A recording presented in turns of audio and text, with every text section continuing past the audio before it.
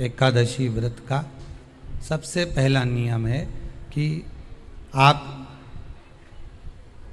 जिस दिन व्रत करो उसके एक दिन पहले भक्ति का संचार इस हृदय में कर लो। भक्ति का संचार इस हृदय में कर लीजिए। जिस दिन आप व्रत करो, जैसे एकादशी का व्रत कर रहे हो तो दशमी के दिन शाम का समय जब आवे, रात्रि जब होने लगे, शाम का समय आवे और रात्रि का आप जब भोजन ग्रहण करो तो उस भोजन में कोई ऐसा पदार्थ ग्रहण मत करिए जिस पदार्थ के कारण आपकी एकादशी बिगड़ जाए।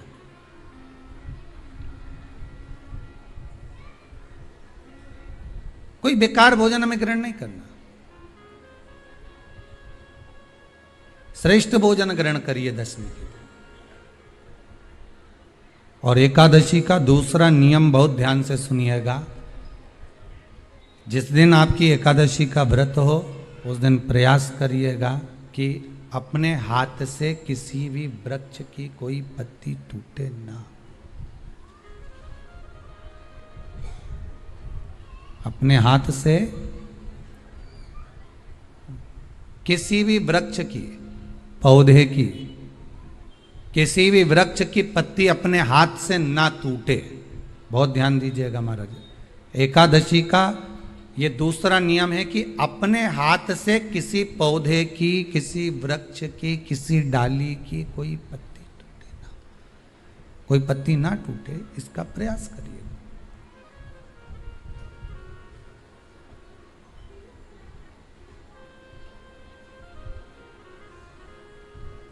कितना सुंदर व्याख्यान कहा है, कितना सुंदर वर्णन है महाराज कि मात्र एकादशी का व्रत कर लेने पर, मात्र एकादशी का व्रत कर लेने पर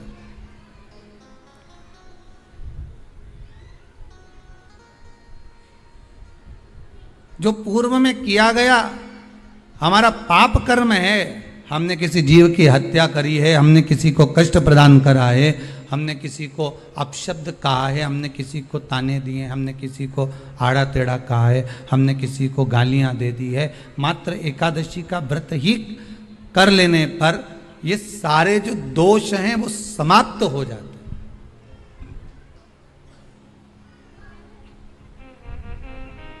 सारे दोष हमारे समाप्ति पर आ जाते हैं।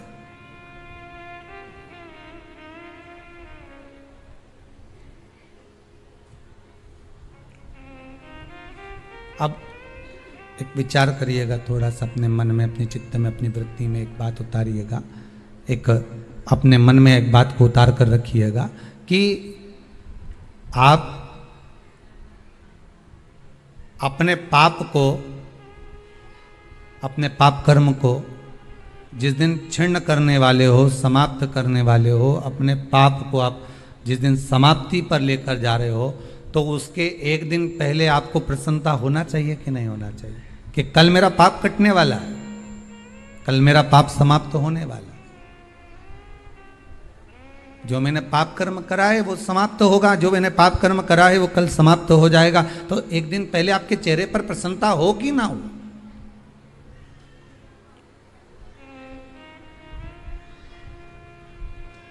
और चेहरे पर वो प्रसन्नता आपके आना चाहिए कि कल मेरा एकादशी का व्रत है, आज दशमी है, कल एकादशी का व्रत है, तो कल मेरी जब एकादशी का व्रत रहेगा तो मेरा ना जाने कितना कितना पाप, कितना असत्य, कितना झूठ, कितना प्रपंच वो समाप्त हो जाएगा। इसमें मुझे प्रसन्नता हो, इसमें मुझे आनंदता हो।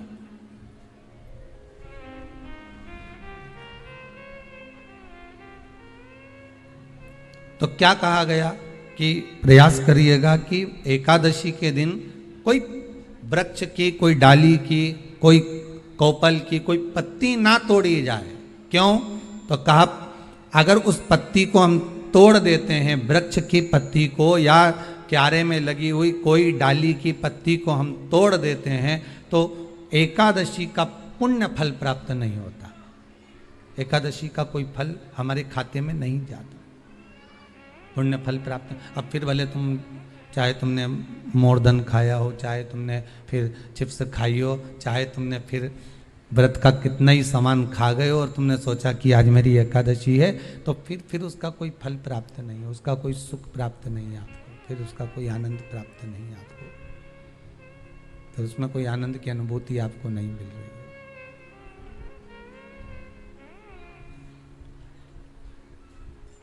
फिर उसमें कोई फल की प्राप्ति आपको नहीं हो रही। आस्था चैनल के माध्यम से जितने भी एकादशी करने वाले हैं और चतुर्थी का व्रत करने वाले हैं, बहुत ध्यान से आज की कथा सुनना कि एकादशी का आपसे आपके बच्चे पूछेंगे, मम्मी हम भगवान विष्णु का दर्शन करते हैं, हम राम जी का दर्शन करते हैं, हम कृष्ण भगवान का दर्शन करते हैं, हम भवानी माता का दर्शन करते हैं, हम शंकर जी का दर्शन करते हैं, हम सारे देवी देवताओं का दर्शन करते हैं, पर ये एकादशी माता तो कभी नजर ही नहीं आती। पूछेंगे कि नहीं पूछेंगे कि तुम जिस एकादशी का व्रत करते हो, इनका जन्म कहां से हुआ, कहां जन्मी थी? एकादशी की जन्म स्थली कहां है? भाई भगवान कृष्ण की जन्मस्थली तो मथुरा है, श्री राम जी महाराज की जन्मस्थली बोल दो जम के अयोध्या है।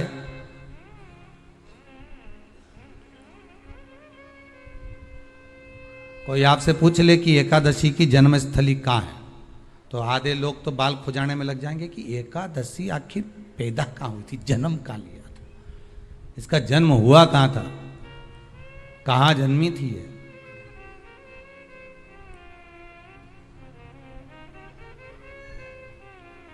इसका जन्म स्थल है कहाँ? और अगर मान लो जन्म स्थल एकादशी का है,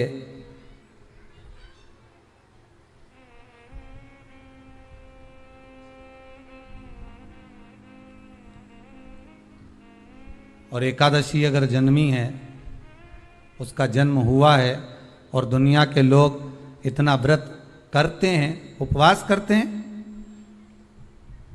तो फिर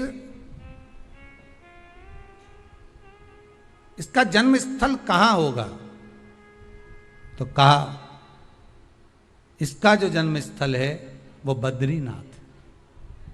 कहां पर है? बद्रीनाथ। और उस बद्री विशाल में भी एक गुफा जिसका नाम है हेमवती। क्या नाम है? हेमवती। उस गुफा में एकादशी का जन्म स्थल है। बद्री विशाल में हेमवती गुफा, जो 12 योजन अंदर प्रवेश करने जितनी है, 12 योजन की गुफा के अंदर, हेमवती के अंदर एकादशी का प्रागट्य हुआ था, एकादशी का जन्म हुआ था।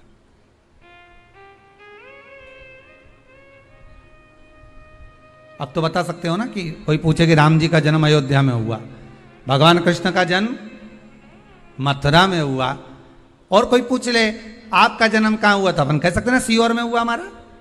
और आपसे कोई पूछे कहाँ हुए, तो कहीं इंदौर में हुए, कि देवास में हुए, कि भोपाल में हुए, कि मुंबई में हुए, कि पूना में हुए, आपका तो बता दोगे। पर बच्चे आपसे पूछ ले मम्मी तू इतनी एकादशी का व्रत करती है, एकादशी का तू व्रत करती है और सबको करा देती है कि वल्लभ कुल की एकादशी करो, भले बकरी जैसे चरो पर एकादशी करो, और सबको एकादशी कराया, तो कोई पूछ ले कि एकादशी का जन्म कहाँ हुआ था, तो आप कह सकते हो कि बद्री विशाल में, हेमावती में, बद्री विशाल के हेमवती गुफा के अंदर जो 12 योजन की गुफा है, उस गुफा में एकादशी का जन्म हुआ। कब हुआ?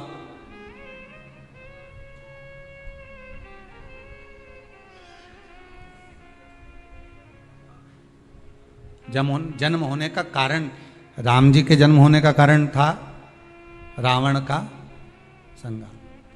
भगवान कृष्ण के जन्म होने का कारण था कंस का संहार। नरसिंह भगवान के जन्म होने का कारण, प्रकट होने का कारण था हिरण्यकशिपु का संहार। वराह भगवान के प्रकट होने का कारण था कि पृथ्वी को जल पर लाकर ठहराना, हिरण्याक्ष का संहार।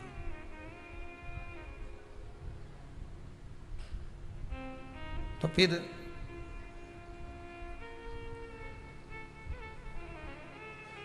इसके जन्म का कारण क्या है? तो कहा इसके जन्म का केवल एक कारण है। सतयुग में, अब एक और बात का बहुत ध्यान दीजिएगा महाराज, सतयुग एक बार नहीं हुआ कि तुम सोचो कि सतयुग के बाद में द्वापर त्रेता आ गया, त्रेता के बाद द्वापर आ गया, द्वापर के बाद कलयुग। एक सतयुग नहीं है, एक त्रेता नहीं है, एक द्वापर नहीं है, ना जाने कितने कितने सतयुग निकल गए, ना जाने कितने कितने द्वापर त्रेता कलयुग, ना जाने कितने निकल गए।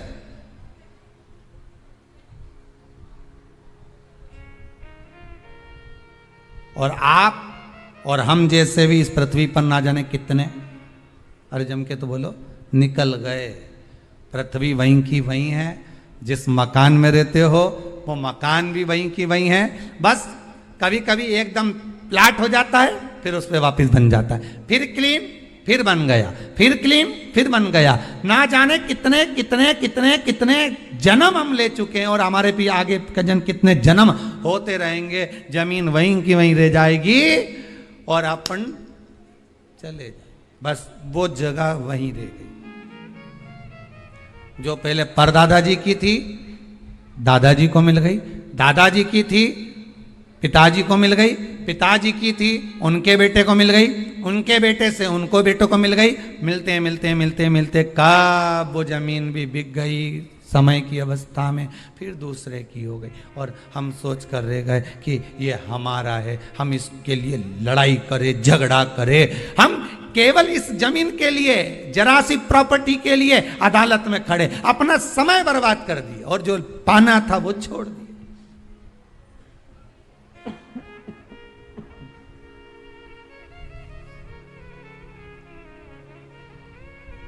जो पाना था वो छोड़ दिया हमने।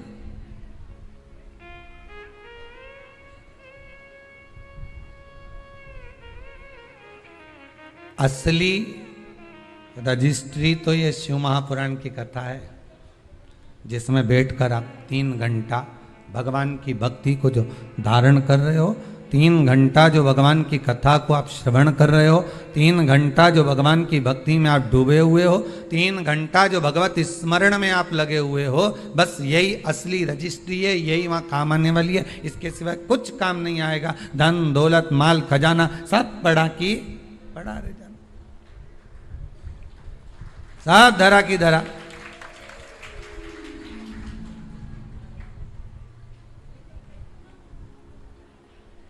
रह गया, अलमारी में धरा की धरा रह जाएगा, लॉकर में पड़ा की पड़ा रह जाएगा। लॉकर में पड़ा की पड़ा है, अलमारी में धरा की धरा है। कपड़े भी सारे घड़ी बने की बने रहे, कपड़े भी धरे की धरे रह गए, सब पड़ा रह जाएगा, धरा की धरा रह जाएगा, सब पड़ा की पड़ा रह गया, जीव चला गया। झगड़ा करा, लड़ाई करी, विवाद करा, खूब झगड़े पर मिला क्या? इतनी सी जमीन है, इतनी।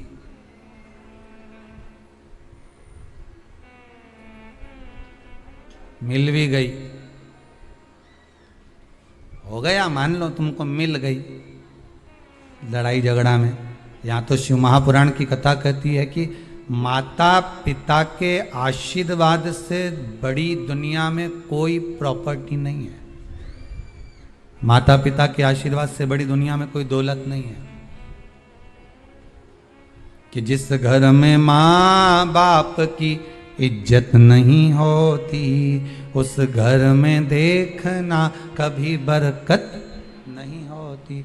सही प्रॉपर्टी, सही जमीन, सही जायदाद, सही धन, सही दौलत, सही संपदा तो माता पिता का आशीर्वाद है।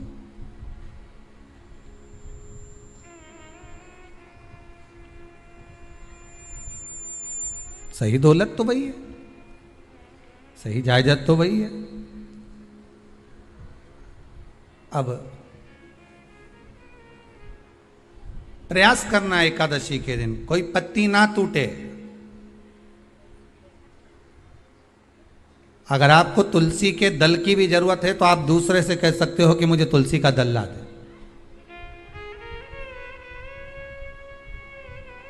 पर मेरे हाथ से मैं किसी को कष्ट ना दूं। कितने तपबल से एकादशी की उत्पत्ति हुई है, कितने तपबल से। महाराज सतयुग एक नहीं आया, ना जाने कितने सतयुग आ गए। द्वापर एक नहीं आया, ना जाने कितने द्वापर। त्रेता एक नहीं, ना जाने कितने त्रेता। कलयुग ना जाने कितने हुए, और अपने जैसे भी ना जाने कितने। तो कभी कभी तुम अहंकार भी मत करना। अपने भीतर ये अभिमान नहीं आना चाहिए कि आपके बराबर कोई दान नहीं कर सकता। किसी के भीतर ये अहंकार ना आए कि हमारे बराबर कोई ये नहीं कर सकता, हमारे बराबर ये कोई बोल नहीं सकता, हमारे बराबर ये कोई होड़ नहीं कर सकता। नहीं नहीं, अहंकार को छोड़ दो।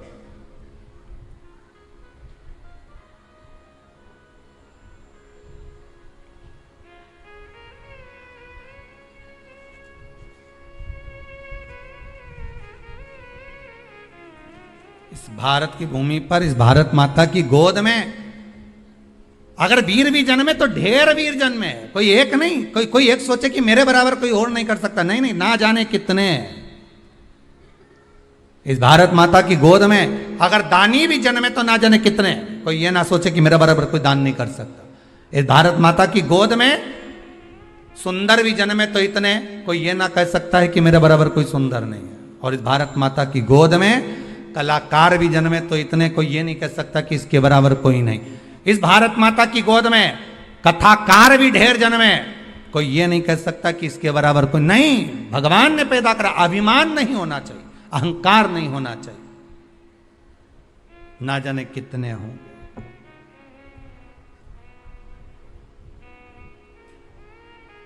ना जाने कितने।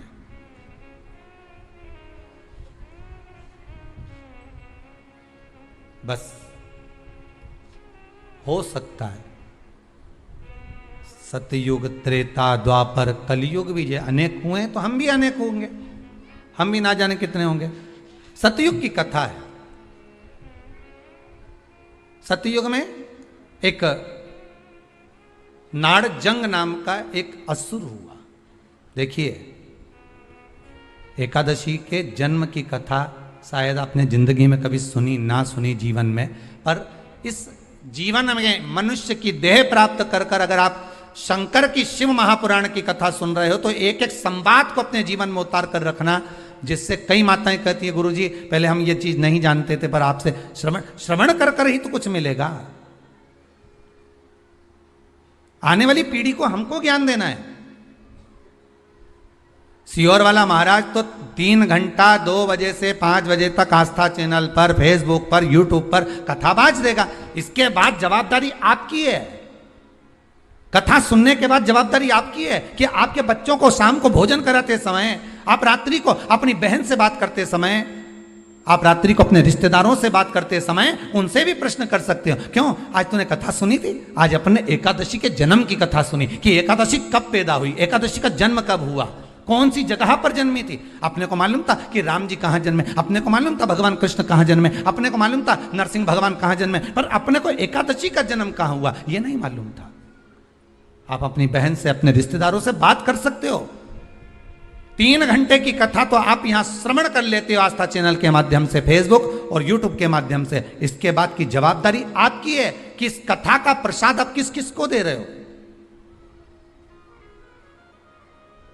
आप कथा का फोन लगाकर किस किस को बोल रहे हो कि 2 बजे से 5 बजे तक कथा आ रही है। सुनो, व्रत शिव महापुराण की कथा है। व्रत, उपवास जो अभी तक करते आए हैं उसी को सुन रहे हैं कि अब कैसे करना चाहिए। करते तो आए पर उसको करना कैसे। कहां जन्म ले लिया तो कहा महाराज बद्रीनाथ। कब जन्मी एकादशी? एकादशी का जन्म कब हुआ तो कहा एक नाड़ाजंग नाम का सुर था, राक्षस, जिसके पुत्र का नाम था मुर। क्या नाम है? मुर। मुरदैत्य। ये मुरदैत्य इतना विशालकाय था, इतना विशालकाय था, रहने वाला चंद्रावती नगर का था। कौन से नगर में रह रहा था? चंद्रावती नगर। बड़ा विशालकाय।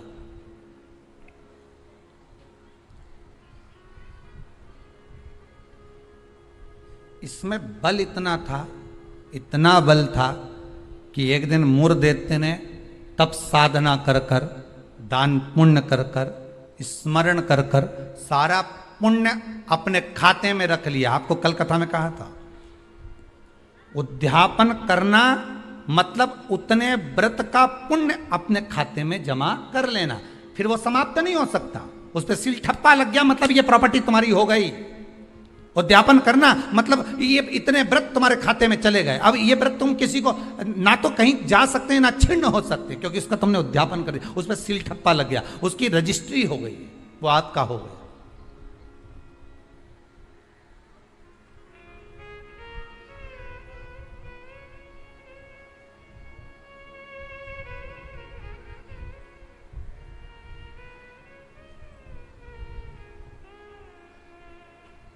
अब मुरदैत्य बड़ा बड़ा उपद्री था, बड़ा उपद्री, इतना उपद्री, पर साथ में वो दान भी बहुत करता था, साथ में वो पुण्य भी बहुत करता था, सत्कर्म बहुत करता था। अब पर ये सब कुछ करने के साथ में वो पाप भी बहुत करता था।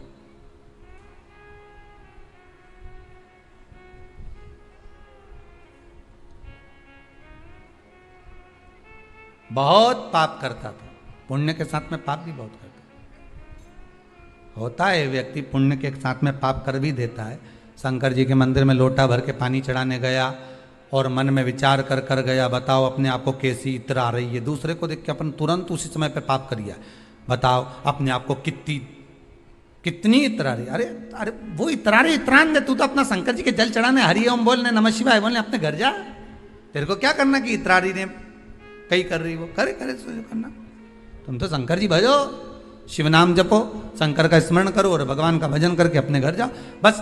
पर मुरदैत्य पुण्य भी करता था तो पाप बहुत करता था। इतना पाप कर्म था, इतना पाप कर्म था कि वो घबराए नहीं, बस पाप ही पाप में लिप्त हो जाए। समय आया, एक बार ये मुरदैत्य पहुंच गया अमरावती, अमरपुर, भगवान वैकुंठ अधिपति के उस भवन में जहां 33 कोटि देवता सदा विराजमान रहते हैं। ऐसे सुंदर आनंद में भगवान के धामों में पहुंच गया। और जिस इंद्रलोक में जाता तो इंद्र को पकड़कर जमीन पर फेंक देगा।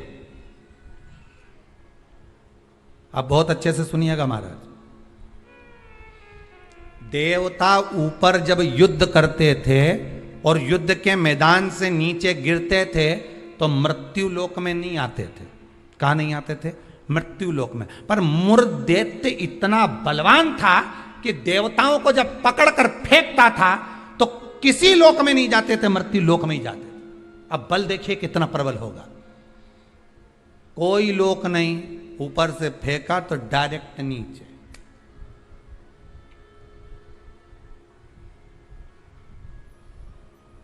सीधे नीचे।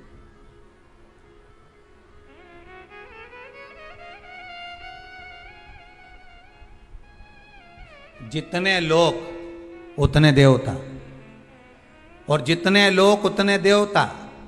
अब इसने सोचा इतने सारे देवताओं को अलग अलग गिराने कब तक जाऊंगा, तो इसने क्या करा, आज चढ़ गया सारे लोकों पर और लोकों पे चढ़कर जो नृत्य करना प्रारंभ करा, जम जम के नाचना, तो सारे लोक हिलने लगे और जितने उसमें 33 कोटि देवता रह रहे थे सब मृत्यु लोक में गिर गए।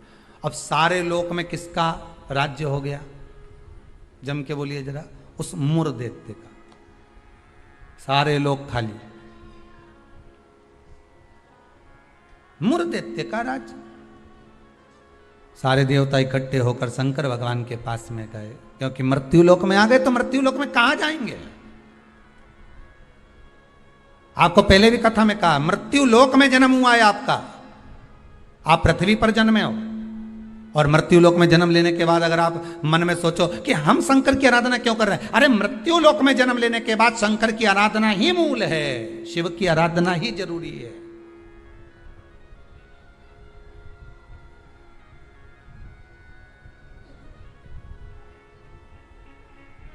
कहां जाएं, किससे कहें? बैकुंठ लोक के अधिपति भगवान विष्णु, ब्रह्मलोक के अधिपति भगवान ब्रह्मा, इंद्रलोक के अधिपति इंद्र, यमलोक के अधिपति यम, मृत्यु लोक के अधिपति महादेव है, भगवान शिव है। और अगर आप मृत्यु लोक में रह रहे हो तो आपके जीवन में अगर दुख है, तकलीफ है, कष्ट है, रोग है, बीमारी है, तकलीफ में हो तो शंकर की शरण में जाइए। सारे 33 कोटि देवताओं का चरित्र एकादशी के जन्म की कथा कर रही है, पद्म पुराण की कथा कर रही है, स्कंद पुराण की कथा कर रही है, शंकर की पावन कथा कर रही है कि देवता जब मृत्यु लोक में आ गए और मृत्यु लोक में आने के बाद उनको जब कष्ट हुआ, किसी देवता के पास नहीं गए, सबसे पहले शंकर जी के पास गए, क्योंकि जो करीब में होता है उसी को पुकारा जाता है। एक बहू पूना में रह रही है और एक बहू तुम्हारे साथ में रह रही है और तुम्हारा पेट दुखे या चक्कर आ रहे हैं तुमको, तो क्या पूना वाली को फोन लगा के बोलोगी बहुत चक्कर आ रहा है?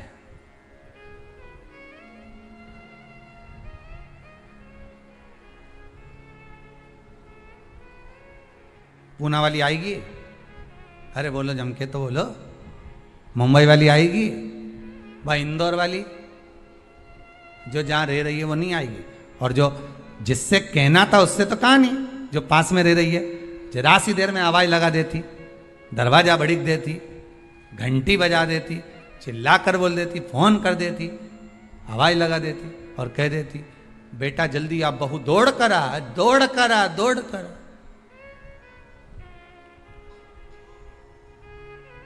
बोलो आती कि नहीं आती? कितना भी झगड़ा हो, कितनी भी लड़ाई हो गई हो, तो भी किसी को तकलीफ में है तो ऐसी कोई बहू नहीं होती जो दौड़ कर ना आए। तकलीफ में होगी, भले कितना भी झगड़ा कराओ, कितनी भी लड़ाई करियो, कितना भी विवाद हो, दौड़ के आ गए और आई तुरंत। क्या हो गया मम्मी? बस मेरे को चक्कर आ रहा है। अब तुमने पूना वाली को बुलाया, इंदौर वाली के बुलाया, बड़नगर वाली के बुलाया, ने पीपरठौन वाली के बुलाया, ने नीमच वाली के बुलाया, सब क्या बुलाया तुमने, पर तुमने उसको नहीं बुलाया जो पास में थी।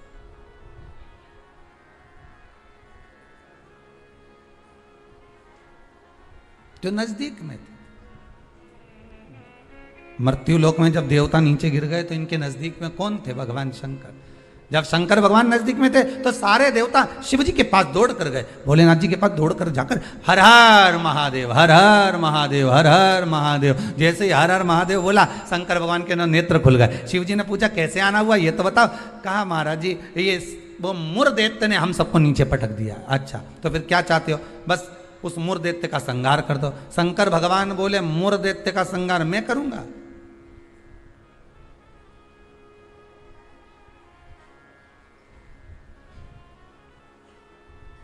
मैं नहीं कर सकता। क्यों? उसका संहार भगवान विष्णु करेंगे। उनसे जब कहो जाकर, तो भगवान विष्णु तो हमारे, हम 33 कोटि देवता नीचे नजर आ रहे हैं पर भगवान विष्णु कहीं नजर नहीं आ रहे। हमको तो लग गया ऊपर से पटका होगा तो वो नीचे चले गए होंगे।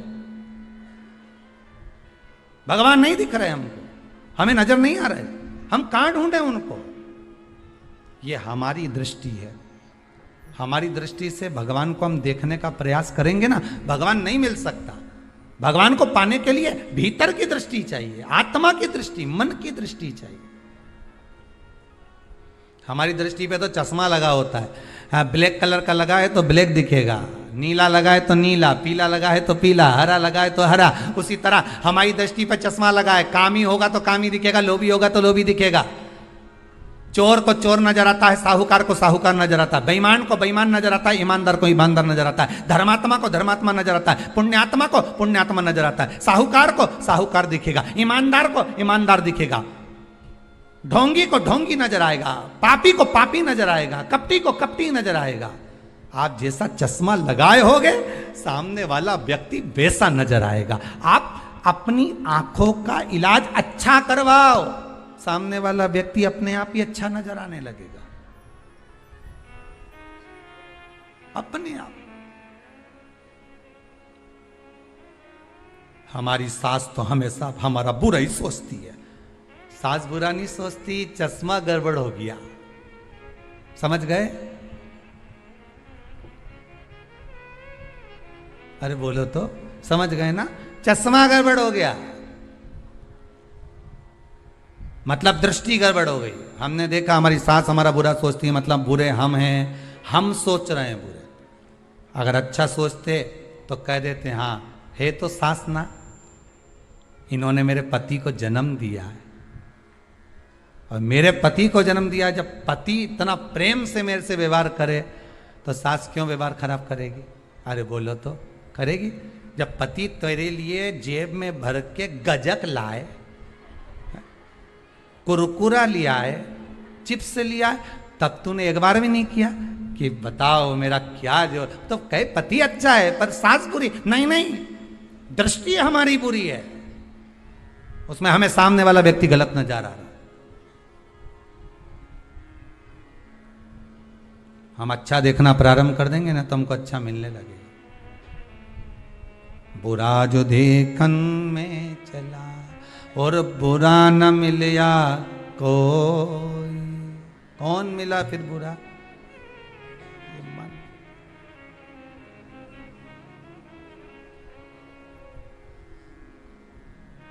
इस मन को बुरा कर। मैं नहीं मार सकता मुर्देत्य को, भगवान विष्णु मारेंगे। भगवान विष्णु कहाँ मिलेंगे? क्षीर सागर में शयन कर रहे हैं, जाइए। सारे देवता पहुंच गए क्षीर सागर, प्रभु कृपा करिए। भगवान विष्णु ने पूछा क्या हुआ? वो मुर्देत्य ने आक्रमण कर रखा है, सांप को उठा उठा के पटक दिया, एक भी नहीं बचा, सारे लोग खाली पड़े। अच्छा फिर मां कौन बैठा? तो क्या मुर्देत्य बैठा अकेला? हाँ,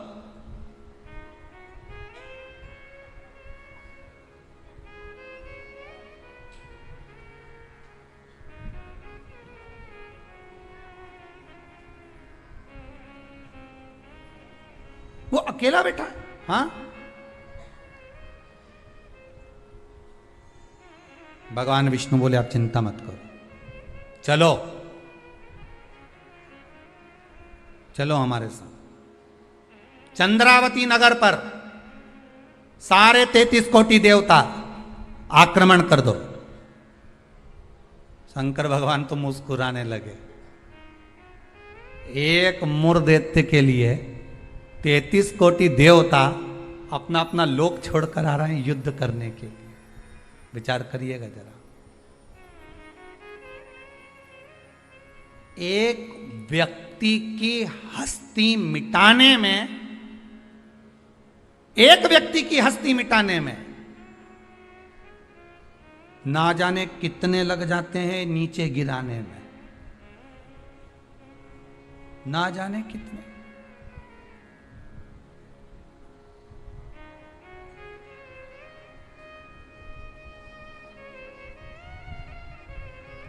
जब व्यक्ति मर जाता है तो दुनिया के लोग रोते हैं, बेचारा मर गया। और जो मर गया उसको वापिस जिंदा कर दे भगवान तो फिर खो जाते हैं, फिर उड़ गया, वापिस उड़ गया। फिर ना जाने कितना मेहनत करेगा, कितना कमाएगा, ना जाने कितनी बिल्डिंग बना लेगा, ना जाने कितना धन जोड़ लेगा, खो गए। मरा तो रो गए। संसार का नियम है। एक व्यक्ति की मुर्दैत्य की मात्र हस्ती को मिटाने के लिए सारे आ गए, पर 33 कोटि देवता 15 मिनट नहीं लगे मुर्दैत्य को। 15 मिनट में मुर्दैत्य ने सारे देवताओं को हिला दिया, भाग गए। सारे 33 कोटि देवता भाग गए। तब भगवान विष्णु अकेले युद्ध के मैदान में थे, अकेले युद्ध के मैदान। और अकेले भगवान विष्णु जब युद्ध के मैदान में युद्ध प्रारंभ करा, भगवान ने उठाया सुदर्शन चक्र और भगवान ने उठाकर सुदर्शन चक्र को फेंका। मुर्दैत्य के जितने जितने असुर थे, जितने राक्षस थे, सबका संहार करने के लिए फेंका। फेंक तो दिया, सारे जितने असुर थे वो मर भी गए, पर मुर्दैत्य इतना प्रबल था कि उसने एक फूंक मारी, सबको जीवित कर दिया। भगवान विष्णु आश्चर्य में पड़ गए, गजब गजब। ये एकादशी के जन्म की कथा है।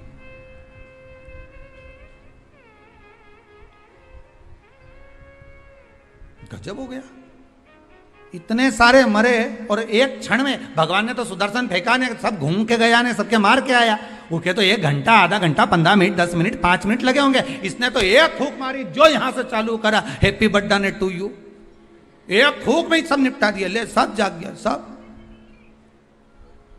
जैसे वो 11 साल होए तो लोग बाग 11 मोमबत्ती जला। हमारे यहाँ तो कहीं नियम नहीं है, हिंदू धर्म के शास्त्र के अनुसार ये नियम नहीं है कि मोमबत्ती को बुझाओ कि दिया बुझाओ। हमारे यहाँ तो जन्मदिन मनाओ तो दिया जलाओ।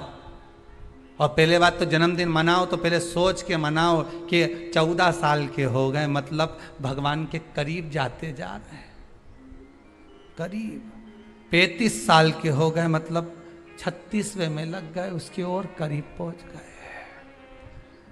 जैसे जैसे उम्र बढ़ती जा रही, तुम तो केक काट रहे हो, ऊपर तो नगाड़े बज रहे हैं, भेरू आने वाला है, ऊपर नगाड़े बज रहे हैं।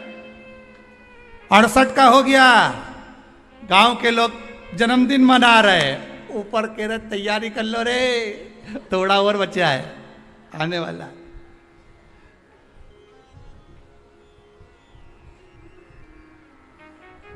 कई लोग पूछते हैं तो गुरुजी क्या हम जन्मदिन नहीं मनाए? हमने कहा मनाओ। तो आप तो ऐसा बोलते हो। हमने कहा जन्मदिन मनाना मतलब हम तो समझ जाते हैं कि ये जन्मदिन इसलिए मना रहे हो क्योंकि तुम्हें खुशी है भगवान के पास जाने की, इसलिए मना रहे हो कि अब हम भगवान के और करीब हो गए, हम और करीब हो गए, हम और करीब हो गए। अरे जन्मदिन आता जाए तो विचार करते जाओ कितने साल निकल गए। ना राम नाम लीनो ओ तूने भरी जवानी में, तो डूब के मर जा रे चुल्लू भर पानी में। अरे काय जन्मदिन मनाओ तो विचार करिए कि हमारा जन्मदिन हम क्यों मना रहे हैं, किस लिए मना रहे हैं, कहाँ जा रहा है, हमारा समय निकले चले जा रहा है। ना राम गाए ना कृष्ण गाए ना शंकर का स्मरण करा, यूं ही गवा दिया। और बच्चा कुचा था तो जन्मदिन आदि रात को मेन रोड पे गाड़ी को खड़ा करके बोनट पे केक रख के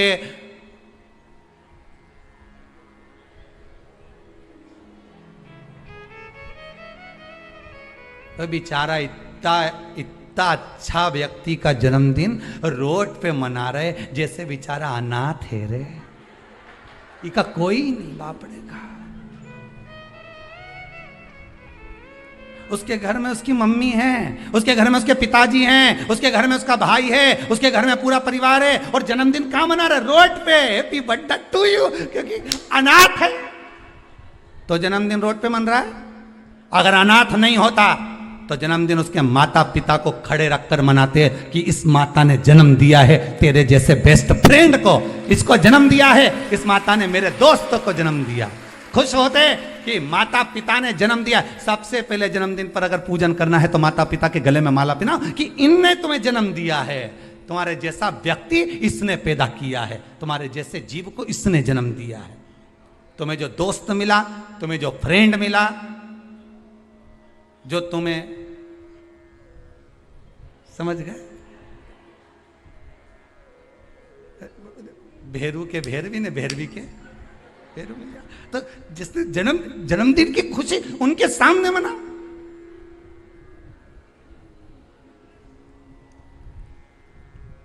चले गए रोड पे, गाड़ी खड़ी कर ली, केक काट लिया, आधी रात को बम फटाका फोड़ लिया, बस। क्या मतलब? वो अनाथ नहीं है, वो अनाथ नहीं है, उसके सिर पर उसके माता पिता का हाथ।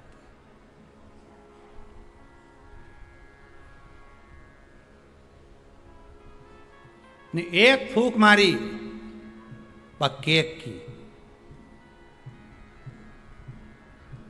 सारी मोमबत्ती बुझा दी। और इस मुर्देते ने एक फूंक मारी ने जितना गिरा पड़ा था नहीं सबके जगा दिया एक ही में।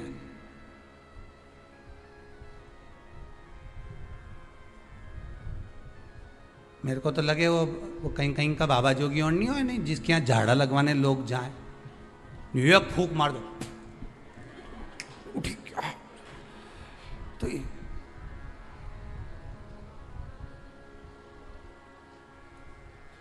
देखा, एक फूंक में उठ गया। तो जो उठा उससे पूछा कितना समय से बीमार पड़ा था ने, महाराज जी ने एक फूंक मारी ने उठ गया। वो बोला फूंक से उठा नहीं हूं, महाराज जी के मुंडा में ऐसी बदबू आई रही थी, एक बार में उठ गया।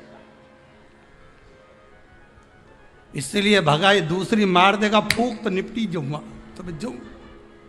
और के कह गया महाराज जी के कान में, कहीं पायरिया की कहीं बीमारी बीमारी तो नहीं है मुंडा में?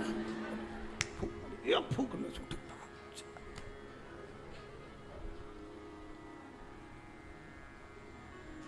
अब अभी महाराज जी ने उसको मारी थी, अब महाराज जी खुद के मार के देखो,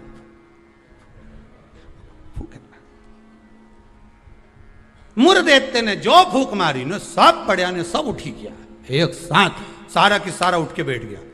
अब तो भगवान भी सोचे क्या करें।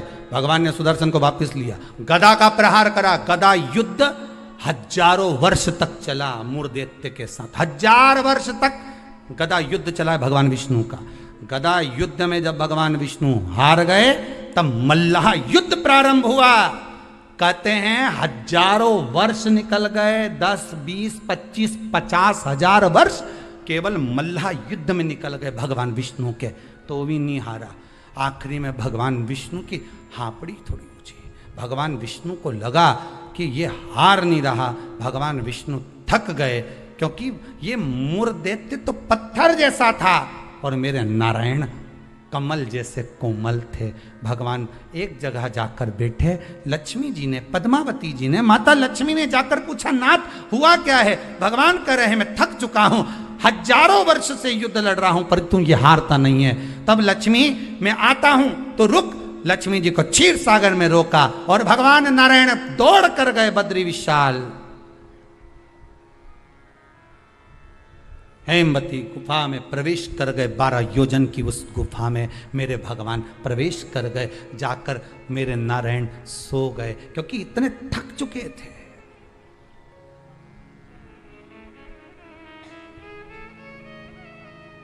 इतने थक गए थे और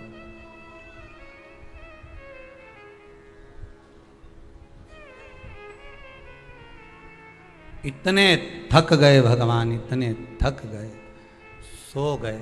मूर्दैत्य भगवान के पीछे पीछे दौड़ कर आया कि आखिर ये जा कहां रहे हैं, ये जा कहां रहे हैं। मूर्दैत्य ने विचार करा, आज भगवान भाग कर कहां जा रहे हैं मुझसे। केवल वो काल्यावन को देखकर भगवान युद्ध का मैदान छोड़कर नहीं भागे थे, यहाँ मूर्दैत्य को देखकर भी भगवान युद्ध का मैदान छोड़कर भागे थे। भगवान का नाम था रणछोड़ राय। कहाँ जा रहे हैं, किस जगह जा रहे हैं? जा रहे चले।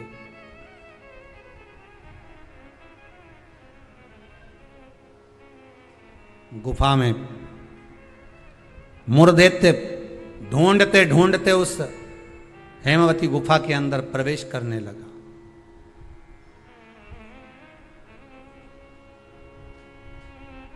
वहां पर हेमवती गुफा में जैसे ही प्रवेश करा, उस समय पर पाप पुरुष, कौन सा पुरुष है? पाप व्यक्ति का जो पाप होता है, जब वो पुण्य वाली जगह पर जाता है, सत्कर्म वाली जगह पर जाता है, तो उसका जो पाप पुरुष है, उसका जो पाप है, वो उसके सामने आकर खड़ा हो जाता है। बहुत ध्यान देना। क्यों कहते हैं कि मंदिर जाओ, क्यों कहते हैं तीर्थ जाओ, क्यों कहते हैं सत्संग में जाओ, क्यों कहते हैं कथा स्मरण में बैठ जाओ, क्यों कहते हैं? हमारा जो पाप है वो हमसे, जैसे ही हम तीर्थ गए, जैसे ही हम भजन में गए, जैसे ही हम कथा में गए, जैसे ही हम कीर्तन में गए, जैसे ही हम स्मरण में गए, जैसे ही भगवान की भक्ति में हम पहुंचे, हमारा पाप जो हमारे सम्मुख में था, हमारे साथ में था, वो पाप हमसे दूर हो जाता है। और मूर्दैत्य के सामने वही पाप पुरुष आकर खड़ा हो गया। अंदर प्रवेश कर रहे थे मुर्देत, पाप पुरुष ने रोक दिया, कहां जा रहे हो तुम? तुम्हें मालूम नहीं तुम कहां प्रवेश कर रहे हो? तुम्हें ज्ञात नहीं है क्या? ज्ञात है। मैं भगवान विष्णु को ढूंढने जा रहा हूं, उनके साथ मेरा युद्ध हो रहा था। अच्छा, मैं भगवान विष्णु को ढूंढने जा रहा हूं क्योंकि उनके साथ मेरा युद्ध हो रहा था। पाप पुरुष ने रोक दिया, अंदर नहीं जा सकते क्योंकि अंदर पुण्य है, आप रुको वहीं पर। रोक दिया। जब मुरदैत्य ने पाप पुरुष को हटाया और अंदर प्रवेश करने लगा, 11 दिन तक, एकादशी दिन तक, 11 दिन तक पाप पुरुष और मुरदैत्य दोनों की बात संवाद हुई है। पाप सामने है, मुरदैत्य प्रवेश कर रहा है, बीच में पाप अड़ा पड़ा है। और वहीं बस उस 11 दिन में क्या हुआ कि 11 दिन में भगवान विष्णु के शरीर से एक स्त्री ने जन्म ले लिया, एक कन्या ने, एक स्त्री ने, एक नारी प्रकट हो गई। नारी प्रकट, मार्गशीर्ष मास कृष्ण पक्ष एकादशी के जन्मदिन की तारीख बता रहा है। जैसे भादो कृष्ण अष्टमी किसका जन्म है? भगवान कृष्ण का। चैत्र की नवमी बोलते जाओ, राम जी का। कोई आपसे पूछे कि एकादशी का जन्म कब हुआ था? मार्गशीर्ष मास की सुंदर कृष्ण पक्ष की एकादशी के दिन, जब 11वां दिन था भगवान को सोते हुए, तब भगवान के शरीर से एक कन्या ने, एक स्त्री ने जन्म लिया। 11वें दिन जन्मी, इसलिए भगवान आगे इसका नामकरण संस्कार करेंगे, उसका नाम एकादशी रखेंगे।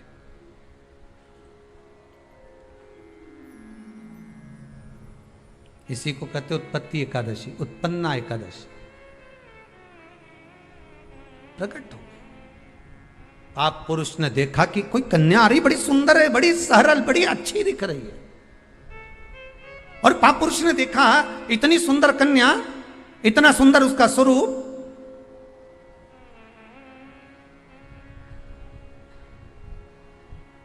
कईयों के मन में बड़ा प्रश्न होता है महाराज जी। कई माताएं बहुत प्रश्न करती हैं, कहती हैं गुरु जी क्या एकादशी का व्रत केवल वेदव्य नारी करती है? क्या एकादशी का व्रत केवल संत करते हैं, साधु करते हैं? नहीं नहीं, एकादशी का व्रत तो जन्म लिया बच्चे से लेकर मृत्यु के घाट पर पड़ा हुआ व्यक्ति भी एकादशी का व्रत कर सकता है। अपनी एकादशी स्वयं करो, मरने के बाद दूसरे लोग एकादशी दें, उससे अच्छा है कि अपना अकाउंट में खुद जमा करते चलो। तो बुरे वक्त में थोड़ा बहुत कहीं ना कहीं अपने का यमदूत आ गया, यमराज आ गया और उसने कहा लाओ एकादशी दो। अब तुम तो इंतजार में बैठी कि अभी 12वां तो हम दो, तो क्या 12वां के कहीं करेगी? तो क्या 12वां के हमारा छोरा होने एकादशी देगा? तुम खड़े रहो। अब वो 10 दिन तक तो इंतजार करा। गरुड़ पुराण में लिखा है जीवात्मा के जब प्राण छूटते हैं, किसी के प्राण छूटे, प्राण छूटने के 10 दिन तक जीवात्मा घर की अटारी पर रहती है। अब 10 दिन के बाद तो जाएगी। अब तुम तो कह रही अभी रुक जाओ रे, अभी कहाँ जा रहे हो? अभी एकादशी मेरे को मिलेगी, हमारा छोरा देगा, बहू देगी, बड़ी बहू देगी, छोरा देगा, पोता देगा, पोती देगी, नाती देगा, पंती देगा। और पंडित जी जब बैठे संकल्प दिलाया, बोलो तुम्हारे दादाजी के कितनी एकादशी दोगा? तो क्या हमने 5 दी, कोई के हम 14 दी, कोई के हम 10 दी, कोई के हम 3 दी, कोई के हम 2 दे दिए। तो कहीं दादाजी कहीं भिखारी था? ये दादाजी की कथा नहीं, अपनी कथा। अपन क्या भिखारी है जो दूसरे की एकादशी लेकर जाएंगे?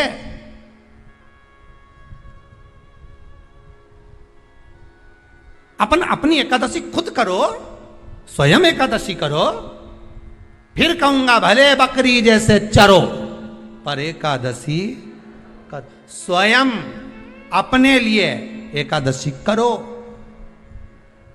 जिस समय पर जाएं तो इंतजार नहीं करना पड़े कि रुक जाए 12वां तो होने दे, अभी एकादशी पंडित जी संकल्प छुड़ाएगा ना जब मिले। नहीं हम तो अब भी ले के जा। तो क्या ले चल, मैंने तो खूब करी, पूरा साल की एकादशी करी, तुझे क्या ही मालूम रहेगी हमारा? चल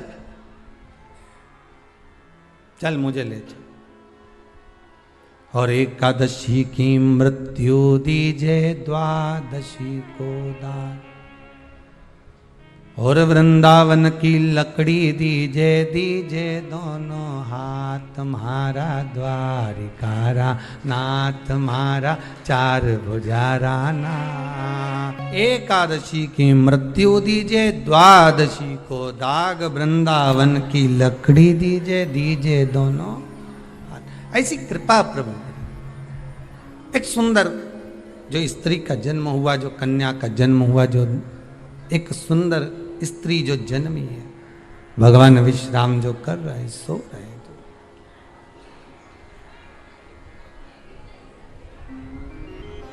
प्रकट हो गई। एकादशी का जन्म मार्गशीर्ष मास कृष्ण पक्ष एकादशी उत्पन्ना, उत्पत्ति एकादशी प्रकट। पाप पुरुष एकादशी को देखा, भाग गए। कितना सुंदर व्याख्यान वर्णन है, जरा ध्यान दीजिएगा कि मात्र एकादशी का दर्शन ही पाप पुरुष ने करा और वो भी भाग गए। घर में अगर कोई एक व्यक्ति एकादशी का व्रत करता है तो उसके घर में पाप प्रवेश नहीं करता। ये देखिए कितना सुंदर व्याख्यान। पाप पुरुष भागा। मुरदैत्य सामने खड़ा था। जैसे ही सुंदर स्त्री को देखा, मुरदैत्य ने हाथ आगे बढ़ाया। इतने में एकादशी माता ने तुरंत जो हाथ का धक्का दिया कि मुरदैत्य ने जैसे देवताओं को नीचे पटका था, वैसे ही मुरदैत्य भी भूमि पर गिर पड़ा। बहुत ध्यान देना, अगर आप किसी को नीचे गिरा रहे हो तो अपनी भी तैयारी पूरी कर कर रखना कि तुम भी कहीं ना कहीं नीचे गिरोगे, आज नहीं तो कल।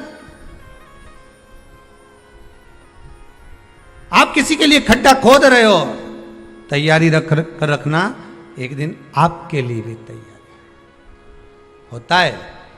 घर में एक बूढ़े पिताजी रहते थे, तो पत्नी ने कहा तुम्हारे पिताजी बहुत खांसते हैं, बच्चों को पढ़ने में तकलीफ होती है, एक काम करो इनको माली के कमरे में ठहरा दो, चौकीदार वाले, चौकीदार के कमरे में पिताजी को। हाँ, फिर रोटी वोटी भोजन वोजन क्या करेंगे, मैं यहाँ से सब भेज दूंगी, तुम चिंता मत करो। पिताजी को चौकीदार के कमरे में ठहराओ, एक घंटी लगा दो, पिताजी घंटी बजाएंगे, मैं यहाँ से सामान भेज दूंगी। ठीक है।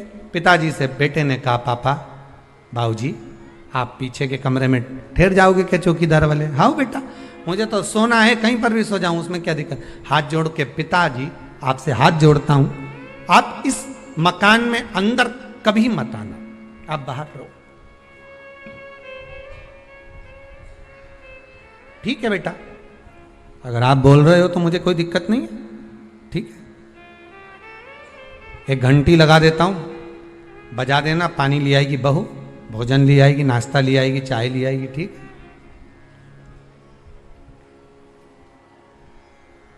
घंटी लगा दी, पिताजी घंटी बजाते, बहू सामान भेज देती। एक दिन पिताजी ने घंटी नहीं बजाई,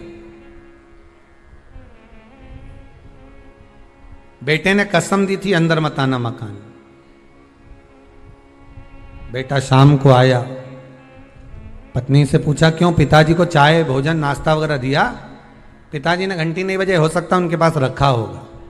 बेटा शाम के समय पिता के कक्ष में जाकर देखता है पिता पलंग से जमीन पर पड़े हुए थे। पूछा, जल का छींटा दिया, बेहोशी में पिता थे, उठे, क्या हो गया पिताजी? पिताजी बोले प्यास लगी। पानी नहीं पिया क्या आपने? भोजन नहीं किया? नहीं, मैंने खूब घंटी बजाई पर कोई सामान लेकर नहीं आया। बेटे ने घंटी बजाकर देखी तो घंटी नहीं बज रही थी। पिताजी घंटी तो बज नहीं रही है। पिताजी बोले मुझे लगता है घंटी के तार को ऊंदरा ने कतर दिया होगा, चूहे ने कतर दिया होगा, इसलिए घंटी नहीं बज रही होगी। बहू का दोष नहीं है बेटा।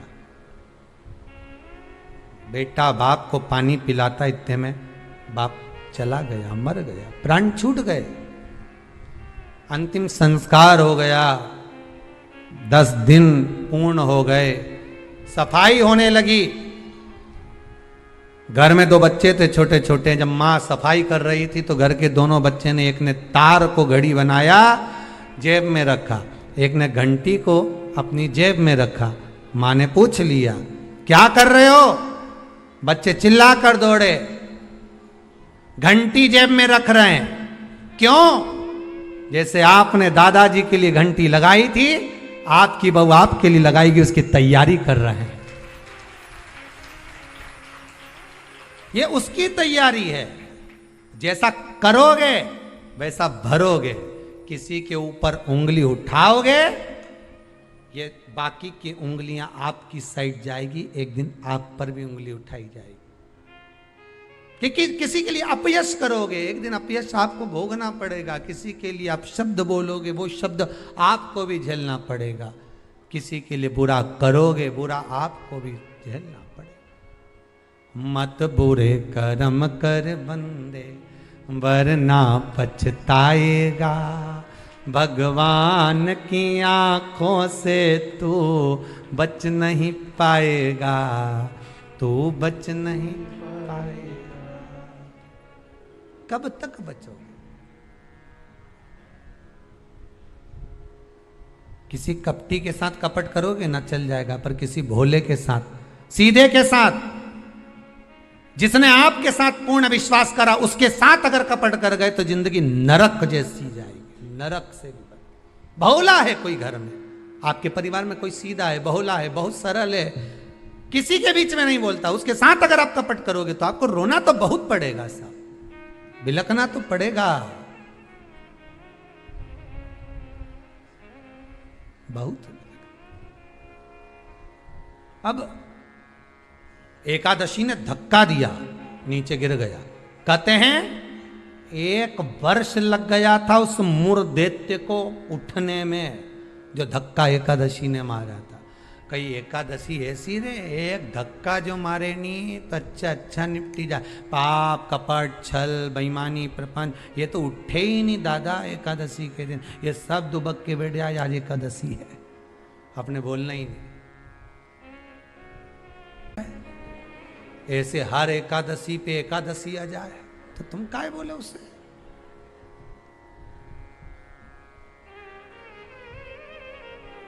और फिर वो आंखों दिखाए जम के, समझ लेना एकादशी माता आज गुस्से में है। तो क्यों बोलने जाओ तुम उसको? जो धक्का दिया उठा ही नहीं, उठा फिर आया झगड़ा करने के लिए। एकादशी ने जो पछाड़ा, कहते हैं सिर के इतने टुकड़े हो गए थे कि बीनना भी मुश्किल थे मुर्दैत्य के। प्राण छूट गए। पाप पुरुष सामने आकर खड़ा हो गया। फिर आया। एकादशी ने तो केवल अपने केश का एक भाग हवा में उड़ाया, इतने में तो पाप पुरुष भागा, भगवान के पास जाकर उठाया। उठो उठो प्रभु, बहुत देर सो लिए, उठ जाओ जरा जल्दी उठ जाओ। भगवान बोले तू कौन है? मैं पाप पुरुष, पाप हूं मैं, तो तूने मुझे क्यों जगाया? ये एकादशी तो मुझे परेशान करके रखी है। घर घर में लोग एकादशी करे और मुझे प्रवेश नहीं करने दे। अब तुम बताओ क्या करूं? भगवान ने कहा चिंता मत कर, अन्न के अंदर जाकर बैठ जा। एकादशी के दिन जो अन्न खाएगा, बस पाप पुरुष उसी में प्रवेश कर जाएगा। पाप पुरुष उसी में प्रवेश करेगा, तू अन्न के अंदर जाकर बैठ जा। ठीक है, मैं अन्न के अंदर जा। भगवान के नेत्र खुले, एकादशी को देखा, इतनी सुंदर एकादशी थी साहब। इसलिए शास्त्र कहता है कि जितनी एकादशी होती है, 26 की 26 एकादशी का अगर आप वर्णन करेंगे, 26 की 26 एकादशी का यदि आप स्मरण करेंगे, तो एक एक एकादशी का अगर नाम स्मरण करें तो कितना कितना सुंदर। चैत्र के महीने में 2 एकादशी, कामदा पाप मोचन। बैसाख में 2, वरुथनी मोहिनी। ज्येष्ठ महीना अपरा निर्जला। आषाढ़ योगनी देवशवनी। श्रावण महीने की कामी का पुत्रदायिनी, भादो महीने की अजा परिवर्तनी, अश्विनी महीने की इंद्रा पापकुशा, कार्तिक महीने की रमा प्रबोधनी, मार्गशीर्ष मास की उत्पन्ना और मोक्षदा, पौष महीने की सफला और पुत्रदा, माघ महीने की परतिला और जया, फागुन महीने की विजया और आमल की एकादशी, अधिक मास की पद्मनी और परमा। कितने सुंदर नाम है। अब इस नाम से पहचान करो, निर्जला, कितनी सुंदर नाम। अब नाम इतना सुंदर है तो एकादशी कितनी सुंदर होगी। अब एकादशी इतनी सुंदर होगी तो जिस दिन तुम व्रत करोगी एकादशी का तो तुम कितनी सुंदर होगी। मतलब भगवान कितने प्रेम से स्वीकारेगा कि इसका हृदय कितना सुंदर है। ऊपर की सुंदरता मत देखो साहब, व्रत करने से भीतर की सुंदरता। आप पहले कथा में कहा कि क्रीम की चमक 15 दिन रहती है, अच्छे कर्म की चमक जिंदगी भर रहती है। कर्म की चमक देखना है हमें, क्रीम की नहीं।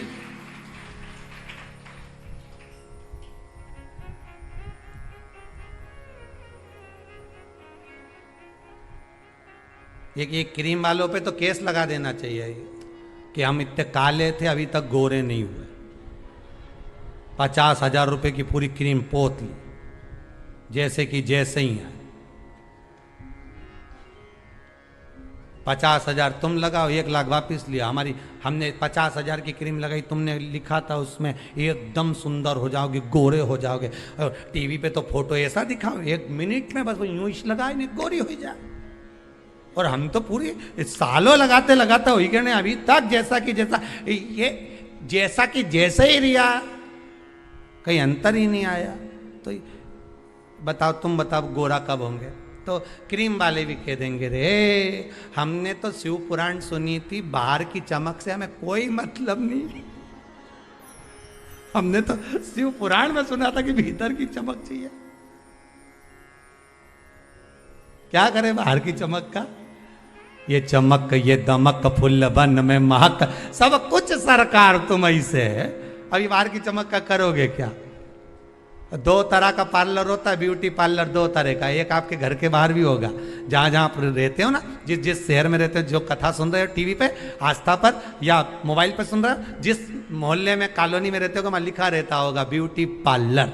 अब उस पार्लर में, और एक पार्लर ये भी है शिव पुराण का, बस अंतर इतना है, उस पार्लर में लड़की का श्रृंगार होता है, बाहर का श्रृंगार होता है जिससे पति रीत जाता है। और इस शिव महापुराण के पार्लर में आत्मा का श्रृंगार होता है जिससे महादेव रीत जाता है। पार्लर यह भी है, पार्लर वो भी है। वो बाहर का है, ये भीतर का है। इसमें आत्मा का श्रृंगार होगा। अब आज तुम लोग जब कथा सुन के उठो ना और कहीं जाओ और कोई तुमसे पूछे कहाँ गई थी, दिखी नहीं, तो कहना पार्लर में बैठी थी। तो क्या बता 90 साल की, 80 साल की और पार्लर में बैठी। हाँ, बस अंतर एक ही है उस पार्लर में, उस पार्लर में। जो वो बाहर वाला पार्लर होता है ना, तो वो ऐसी ककड़ी धर के बिठा दे, एक जैसी पोत के, और यहाँ कुछ नहीं धर के बिठाए। इस पार्लर में जो बैठे हो ना शिव महापुराण के, इसमें कुछ धरने की जरूरत नहीं है। यहाँ तो मन परमात्मा के चरणों में धर दो, बस इतना चाहिए। और भगवान जो श्रृंगार करेगा उसके आगे दुनिया का कोई श्रृंगार नहीं हो सकता। सब ठीक है।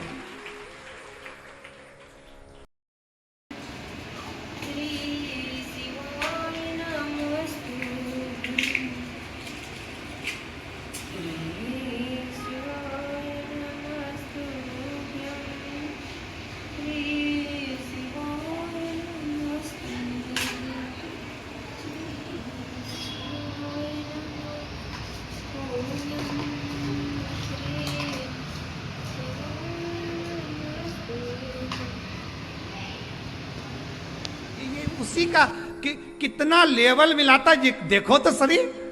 लोग कह रहे थे जनसंख्या बढ़ गई, जनसंख्या बढ़ गई। भगवान ने कहा चिंता मत करो, 2 लेयर में सब बराबर। काहे का टेंशन लेते हो। और अभी तो तीसरी की तैयारी चल रही है। तुम्हारा क्या विचार है रे?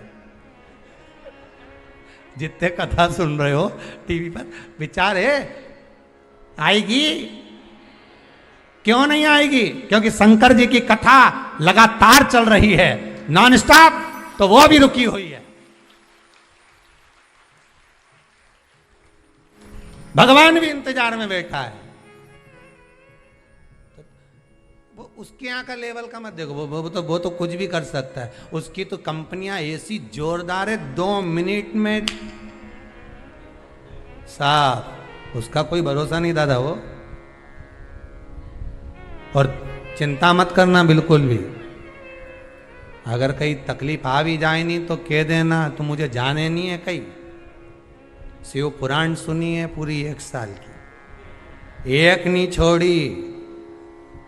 महाराज बापड़ा बाज बाज के थकी गया, पर मेरा कान नहीं थकिया। पलंग पे सोच सोच एक नहीं छोड़ी हो। ए यमराज से कहते ना, हमारे पल्ले तो पड़ना मत ही, बिल्कुल। बगल में रही नहीं बिमला भाई, वो एक दिन की नहीं सुनी। मारी बत्तल की उकेले जा, मारे छोड़ी जा। तो यमराज से भी कहते ना, नीट जाऊं जा। कथा सुनी मैंने, कहा जाऊंगे?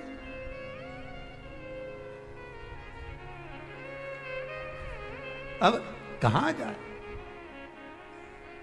जो पछाड़ा, एकादशी ने जो पछाड़ा और मुर देते मरा, मुर देते तो मर गया, समाप्त तो हो गया। वो जो 11वें दिन जन्मी थी, उसने हाथ जोड़कर निवेदन करा नारायण से। नारायण ने पूछा, तुम कौन हो? इतनी सुंदर हो तुम, इतनी सुंदर, कौन हो तुम? आखिर कौन हो तुम, इतनी सुंदर, कौन हो? कहा, महाराज भगवान विष्णु से कह रही है, मैं आपके शरीर से प्रकट हुई हूं। 11 दिन तक आप विश्राम करें, आपका हृदय, आपका चित्त, आपकी वृत्ति से मैं प्रकट हूं। भगवान ने कहा, तू 11वें दिन जन्मी है, मैं तुझे एकादशी नाम देता हूं। मांग, तुझे क्या चाहिए? मांग ले, तुझे क्या चाहिए? क्योंकि तूने मुर दैत्य को मारा है, जो कोई देवता नहीं मार पाए। बोल, तुझे क्या? सारे देवता जहां हार गए थे, वहां तू प्रकट होकर तूने संहार किया। मांग, तुझे क्या चाहिए? एकादशी ने भगवान विष्णु से कहा, नाथ प्रभु वर दे दो।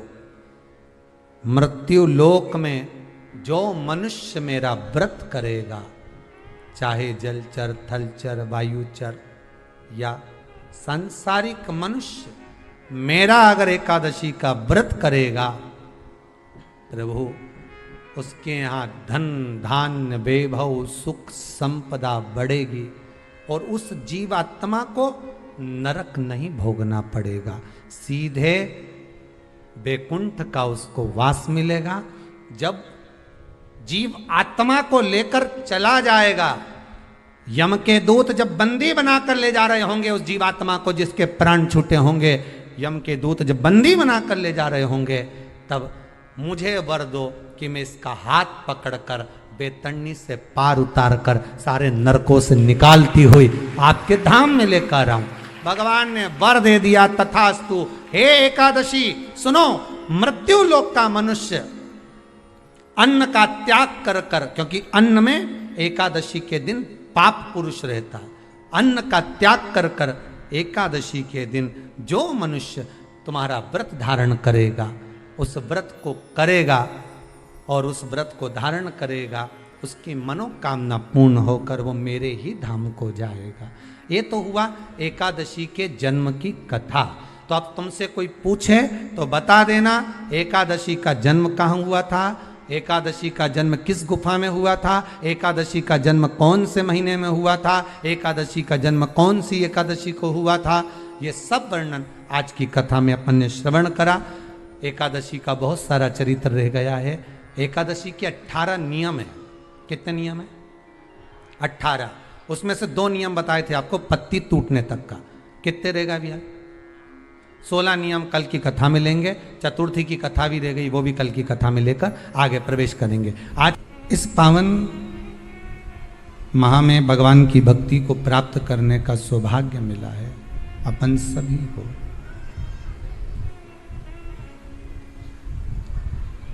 पहले भी कथा में कहा, आज फिर कहते हैं, भक्ति और मुक्ति ये दोनों राह अलग अलग है पर मिलने का स्थान एक है।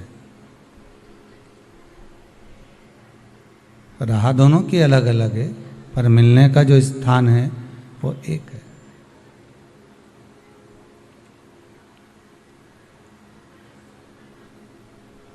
यदि मुक्ति को पाना है हमको और मुक्ति यदि हमको प्राप्त करना है तो भक्ति के पथ पर जब हम चलेंगे, भक्ति के पथ पर जब हम अग्रण्य बढ़ेंगे, तब मुक्ति का पथ तो स्वयं सुलभ हो जाएगा, स्वयं सम्मुख में आ ही जाएगा। दुनिया के लोग मुक्ति पाने के लिए भक्ति का मार्ग नहीं पकड़ते।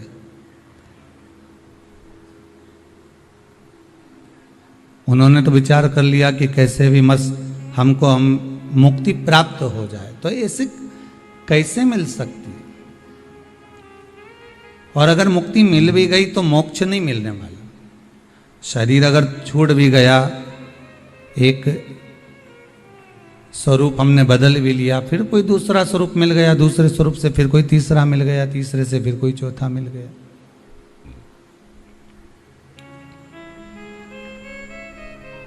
कपड़े पे कपड़ा हम बदलते भी चले गए, 84 लाख योनियां हम काटते भी चले गए, पर उसका कोई रिजल्ट अगर हाथ में आए तो बात दूसरी।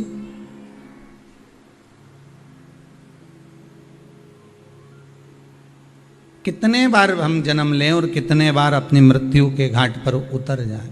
पुनरपि जन्म पुनरपि मरणम। बार बार जन्म लेना, बार बार मर जाना, प्राण छोड़ देना।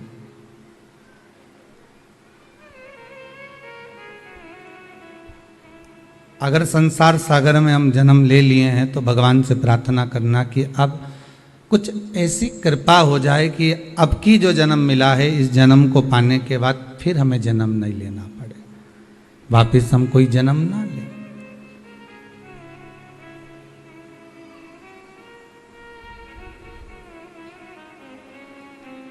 ये काया, ये शरीर एक बार अगर मिल गया, फिर दूसरी बार फिर किसी योनि में, फिर किसी योनि में, फिर किसी योनि में, बदलते बदलते बदलते बदलते फिर मानव की देह। और मानव की देह अगर मिल भी गई, वहां तक पहुंच भी गए, हम नजदीक तक पहुंच भी गए, तो फिर हम उससे फिर वंचित रह गए भगवान की भक्ति से। हम भगवान की भक्ति से फिर वंचित रह गए।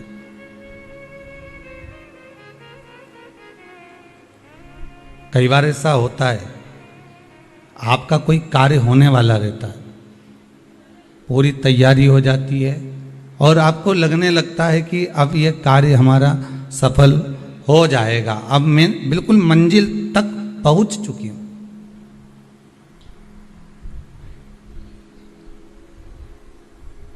अब हम बिल्कुल मंजिल तक पहुंच गए हैं, बिल्कुल नजदीक तक पहुंच गए, और होने ही वाला रहता है, और मालूम पड़े वो लगी लगाई जो थाली है वो खसक जाती, किसी के और के हिस्से में पहुंच जाती।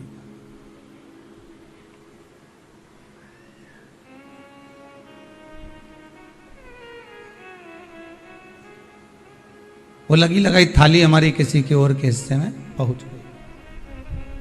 अब नहीं रही। श्री शिवाय नमस्तुभ्यं। श्री शिवाय नमस्तुभ्यं। श्री शिवाय नमस्तुभ्यं। श्री शिवाय नमस्तुभ्यं। श्री शिवाय नमस्तुभ्यं। फिर पुनः प्रयास करा गया कि ये फिर प्राप्त हो जाए, फिर भी नहीं मिल रही, डिले कम करो। बारंबार हम प्रयास करते रहे, बारंबार हम पुकारते रहे, बारंबार हम बोलते गए, पर वो भोजन की थाली हमारे सम्मुख में नहीं आ पाई, हमें नहीं प्राप्त हुआ। उसी तरह एक बार मानव का शरीर मिलने के बाद हमने कितने कितने प्रयास करे, अथक प्रयास बहुत किए गए कि फिर वापस मानव की देह मिल जाए। अब की बार मैं भजन नहीं कर पाया, अब की बार कर लूंगा, फिर मैं कर लूंगा, फिर मैं कर लूंगा, तो वो हमें प्राप्त नहीं हुआ।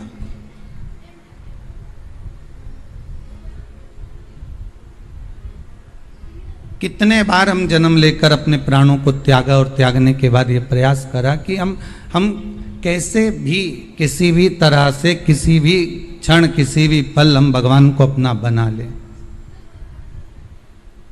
हम भगवान को अपना प्राप्त कर लें, पर नहीं हुआ। पर प्रयास करना शिव महापुराण के माध्यम से कि इस बार जो हमको मौका मिला है, इस बार हमको जो समय मिला है, इस समय के अनुसार हम भगवान को अपना बनाने का प्रयास करें।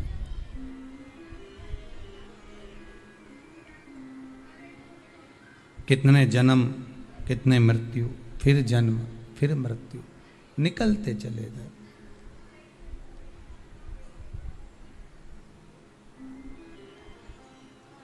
व्रत शिव महापुराण की कथा है, और केवल आपने ही नहीं, संसार के ना जाने कितने मनुष्य, संसार में जन्म लेने वाले कितने मानव, मानव के साथ में हम तो यहां तक कहेंगे कि पशु पक्षी तक भी व्रत करते हैं।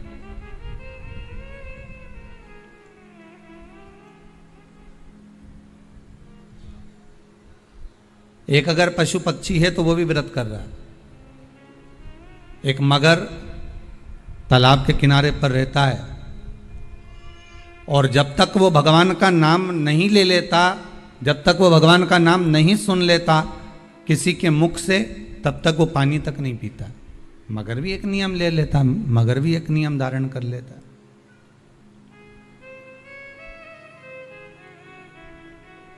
अब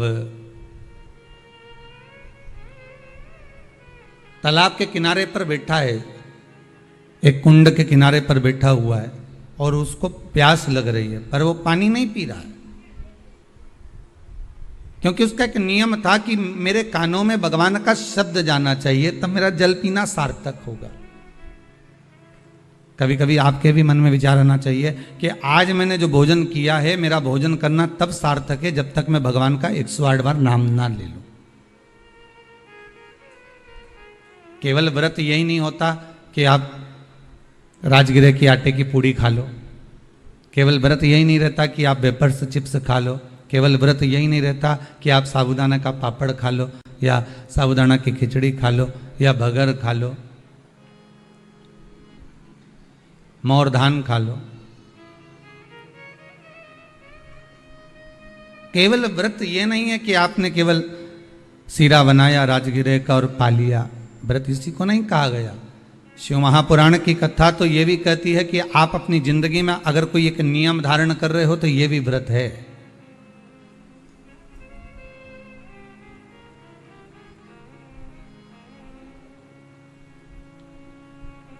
और उस नियम को किसी को बताए बिना आप निभा रहे हो, ये व्रत है। और अगर आप बात बात में थोड़ी सी देर में लड़ाई कर कर, झगड़ा कर कर कोई संकल्प ले लो कि मैं तो अब तेरे यहाँ आऊंगा ही नहीं, तो इसको नियम नहीं कहेंगे, इसको व्रत नहीं कहेंगे, ये तो आपने झगड़े में कह दिया है। मैं तो यहाँ पाँव नहीं रखूँगा, मैं तो तेरे घर पहुँचूंगा ही नहीं, मैं तो ये नहीं करूँगा, मैं तो वो नहीं करूँगी। तो इसको व्रत नहीं कहा गया, इसको तो आपने अपना अहंकार सामने प्रकट किया।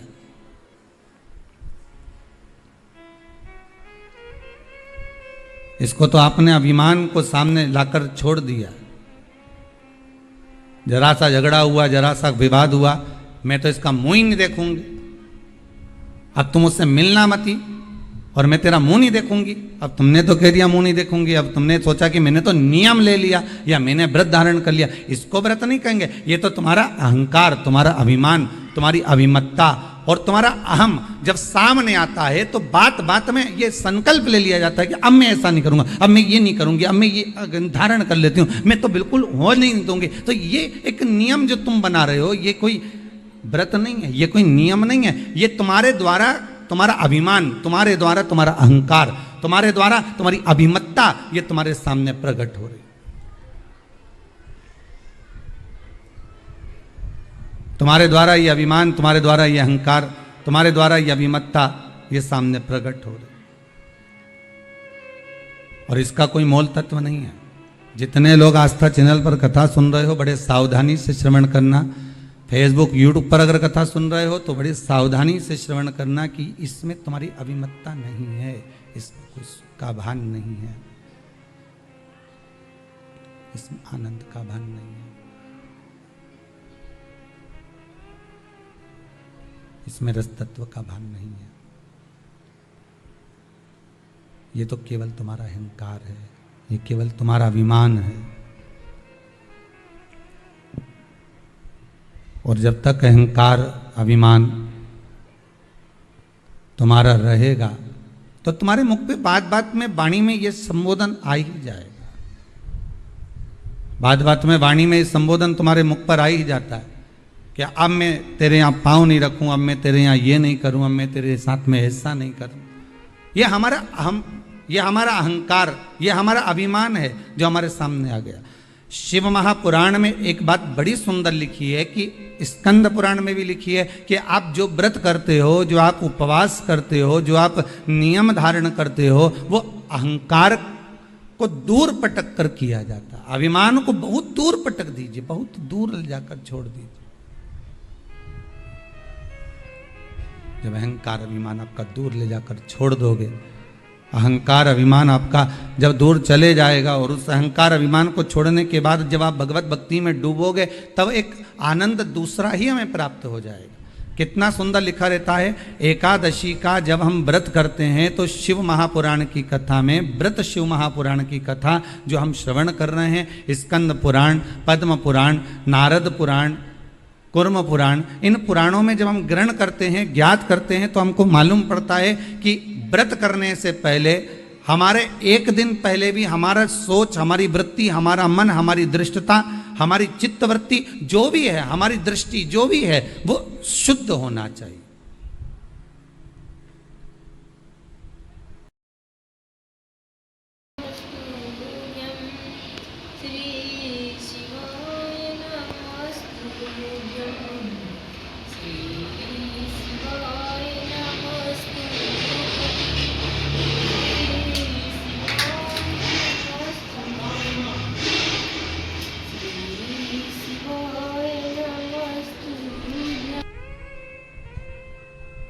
हमारा भाव शुद्ध हो, हमारा मन शुद्ध हो। हम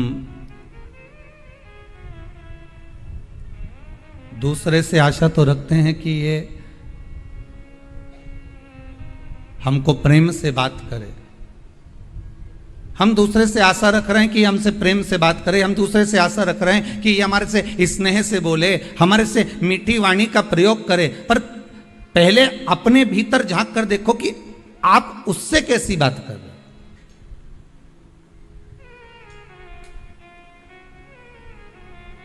पहले भी कथा में कहा, आज फिर कहते हैं, प्रेम दोगे तो प्रेम मिलेगा। जो आपके पास में है वो आप लुटाना प्रारंभ कर दीजिए। आपके भीतर अगर अहंकार है तो आप अहंकार लुटाना प्रारंभ कर दीजिए। आपके भीतर अगर कपट है तो आप कपट लुटाना प्रारंभ कर दीजिए। सामने वाला स्वयं कपटी हो जाएगा। आपके भीतर अगर झूठ है, प्रपंच है, तो झूठ और प्रपंच लुटाना प्रारंभ कर दीजिए, सामने वाला अपने आप झूठ और प्रपंची हो जाएगा। आपके भीतर अगर विश्वास है तो आप विश्वास देना प्रारंभ कर दीजिए, विश्वास लुटाना प्रारंभ कर दीजिए, विश्वास देना प्रारंभ कर दीजिए, सामने वाला विश्वासवान हो जाएगा।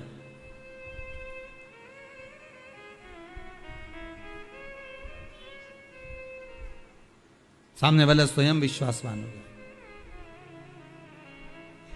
आपके भीतर अगर भजन है तो आप भजन देना प्रारंभ करो, सामने वाला खुद भजन गाने बैठ जाएगा। हमने कई माताओं को देखा है, जब तीज त्योहार आता है ना, तो एक माता भजन गाने बैठती है, ढोलक लेके जो पीटना चालू करे, मंजीरा बजाने वाली भी नहीं होना तो दूसरी आके बैठ जाती, मंजीरा उठा ले बजाने लगते, उसको बजाना भी नहीं आता, फिर भी वो आकर बैठ जाती। बैठे बैठे वो ताली बजाएगी, तीसरी फिर आ जाएगी, वो बैठे बैठे ताली बजाएगी, भजन गाएगी।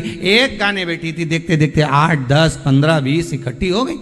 अर्थात आपने भजन दिया है, आपने भजन दिया तो भजन मिल रहा है, आपने प्रेम दिया तो प्रेम मिल रहा है, आपने करुणा दी है तो करुणा मिल रही है, आपने वात्सल्यता दी है तो वात्सल्यता प्राप्त हो रही है। भगवान कृष्ण की माता जी का नाम यशोदा रानी, यश ददाती इति यशोदा, जो दूसरे को यश प्रदान करती है वही यशोदा है।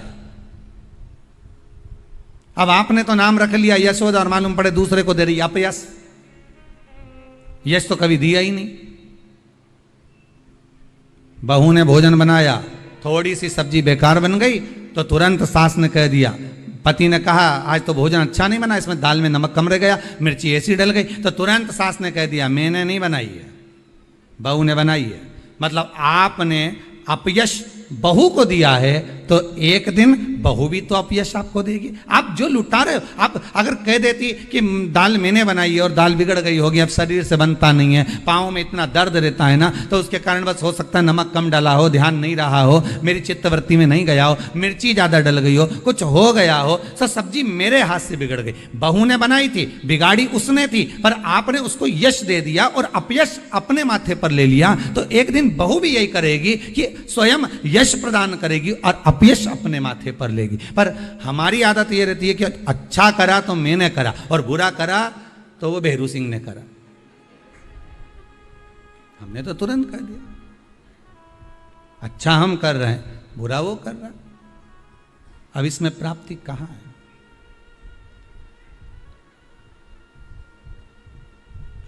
इसमें सुख का भान कहां है? आप अच्छा देने का प्रयास करो तो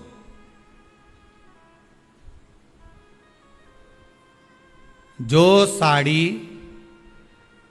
कोई नहीं पहने, ना बहू पहने, ना बेटी पहने, ना कोई पहने, जब वो साड़ी बहुत दिन की रखी रही और वो साड़ी कोई नहीं पहने, तब तुमने उठाकर उसको भागवत जी पे चढ़ा दी और आशा क्या रख रही हो कि भागवत मैया ऐसी कृपा करजे हमारी झोली खुशी से भर दीजिए। भागवत मैया सोचे बता कजन कहाँ की कितने साल पुरानी साड़ी इधर उधर से घूम फिर के तेरे पास आई और तूने मेरे को ला के चढ़ा दी और आशा रख रही है कि भागवत मैया मेरी झोली खुशियों से भर दे। तो भागवत जी बोली कि मैंने तुझसे कहा था कि तू मुझे साड़ी चढ़ा। कभी भागवत महारानी बोलने आई तुमसे? कभी भागवत महारानी ये कहने आई कि मेरे को साड़ी चढ़ा, कि मुझे आभूषण चढ़ा, कि मुझे रतन चढ़ा, कि मुझे माणिक चढ़ा, कि मुझे सोना चांदी चढ़ा? भागवत कभी नहीं कहने आई कि मुझे ये चढ़ाना। भागवत तो ये कहती है कि तुलसी का दल हो तो समर्पित कर दो, और वो भी नहीं है तो मेरे चरणों में आकर बैठ जाओ, नमन कर लो। जब आखिरी में कथा विराम होगी तो तुलसी का दल व्यास जी महाराज तुम्हारे हाथ में पकड़ा ही देगा। तो भागवत तो ये कहती है कि प्रेम का एक पत्ता भी दिया जाए, स्नेह का एक चावल भी दिया जाए तो भगवान स्वीकार कर लेता है। प्रेम और स्नेह से भगवान स्वीकृत करता है, प्रेम और स्नेह से भगवान बढ़ा लेता है। प्रेम स्नेह से रिटर्न बढ़ा थोड़ा सा। प्रेम का अगर भाव होगा, प्रेम अगर आपके पास में है तो आपको मिलेगा, और अगर प्रेम नहीं है तो मिलेगा। जो होगा आपके पास में वो दे दीजिए।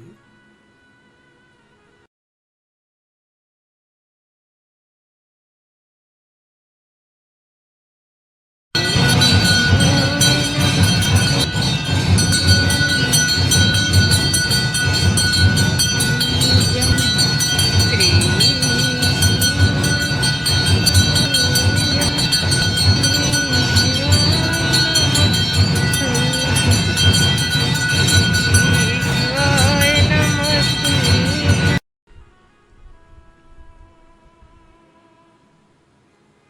और जब आप प्रेम लुटाने लगोगे, जब आप प्रेम देने लगोगे, तो प्रेम मिलने लगेगा।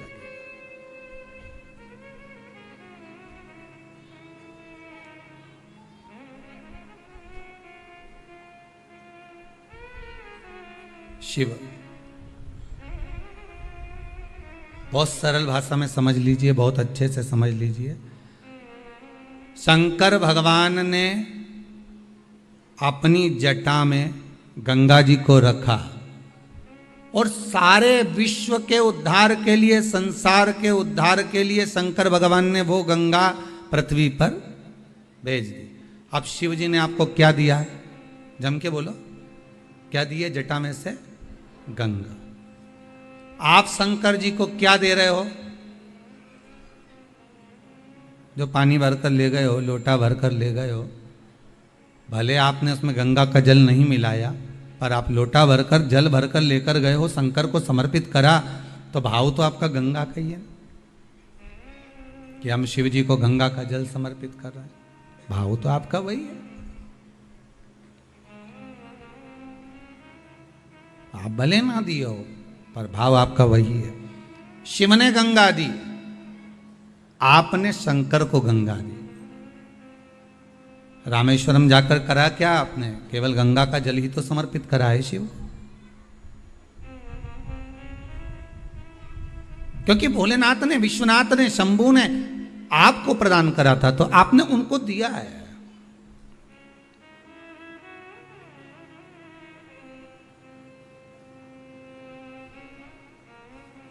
दूसरा, शिव ने आपको क्या दिया? तो शंकर ने दूसरी चीज दी है हमको, सत्य। क्या प्रदान करा है? सत्य। शिव महापुराण के अंतर्गत आता है कि भगवान ब्रह्मदेव ने बारंबार असत्य बोला, हर बार असत्य बोला, आखिरी में उनका सिर भगवान शंकर ने भैरव को प्रकट करा और उनका मस्तक कटवा दिया। जिस मुख से वो झूठ बोल रहे थे, असत्य बोल रहे थे, वो मस्तक काट दिया गया।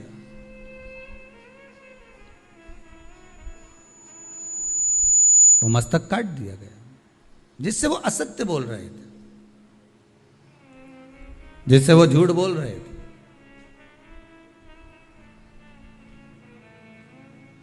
क्योंकि भगवान शंकर को अगर प्रिय है, मेरे देवाधिदेव महादेव को अगर कुछ प्रिय है, तो वो सत्य प्रिय। सत्यम शिवम सुंदर। शंकर को सर्वाधिक प्रियता किसमें? सत्य में।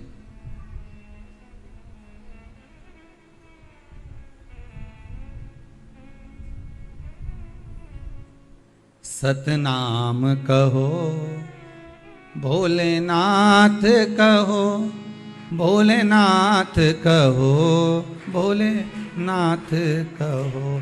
सत्य में शिव है, और जहां शिव है वहां जीवन अपने आप सुंदर है। सत्य शिव ने दिया है। कब दिया? जब सती मैया राम जी की परीक्षा लेकर आई, और परीक्षा लेकर आने पर राम जी की परीक्षा लेकर जब भगवान शिव के पास पहुंची, और शंकर भगवान ने पूछ लिया, क्यों सती तुम नीचे गई थी मृत्युलोक में? तो मृत्युलोक में जाने के बाद अपने राम जी जो घूम रहे थे उनकी परीक्षा ली, पर सती ने असत्य बोल दिया कि मैंने कोई परीक्षा नहीं ली। शंकर भगवान ने ध्यान लगाकर देखा कि सती मैया सीता जी का रूप रख कर गई हैं और राघव जी की परीक्षा ले रही हैं। तब शंकर भगवान का हृदय निचोड़ गया, शंकर भगवान का हृदय कचोट गया। शिव जी के नेत्रों से अश्रु का एक बूंद नीचे की ओर गिर गया। सती मां ने, माता सती ने शंकर भगवान के उसी अश्रु को अपने हस्त कमल में लिया। नाथ, ये अश्रु आपका है।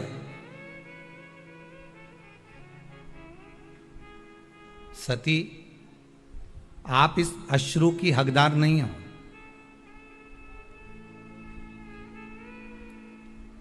सती, आप इस अश्रु की हकदार नहीं हो। सती ने पूछा, इस अश्रु की हकदार मैं नहीं हूं? नहीं नहीं, आप इस अश्रु की हकदार नहीं हो। यह अश्रु तो आप किसी और को दीजिए। सती ने पूछा, क्यों? शंकर भगवान बोले, मेरा यह अश्रु आपको मालूम नहीं है कि ये मेरा आंसू कब निकला है? आप झूठ बोली हो, असत्य बोली हो, तब निकला है।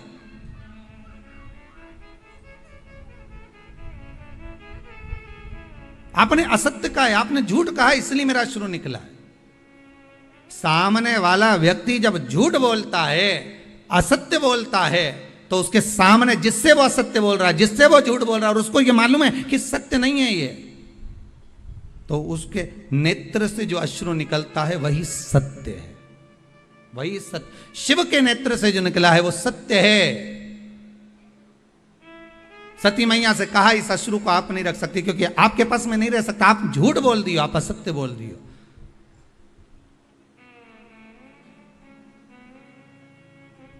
व्यक्ति तो आखिरी में बोलता है राम नाम सत्य है, बाकी का समय तो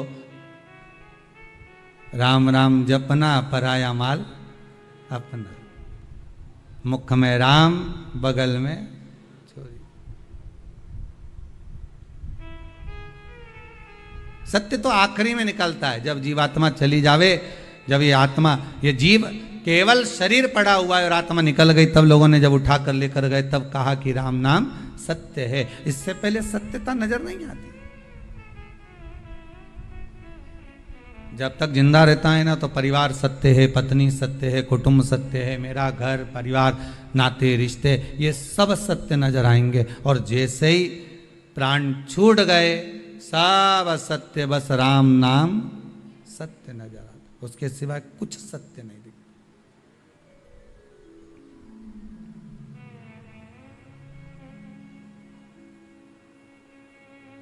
उसके सिवाय कोई सत्यता नहीं।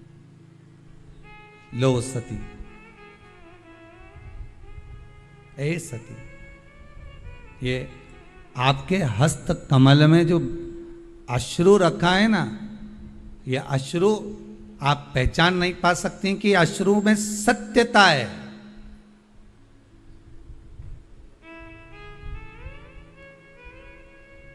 इस अश्रु को आप जान नहीं पाओगी। किसी ने एक लाइन अच्छी गाई है, शायद किसी ने गाया होगी, कोई कलाकार ने, पर अच्छा था। हजारों तरह के ये होते हैं आंसू,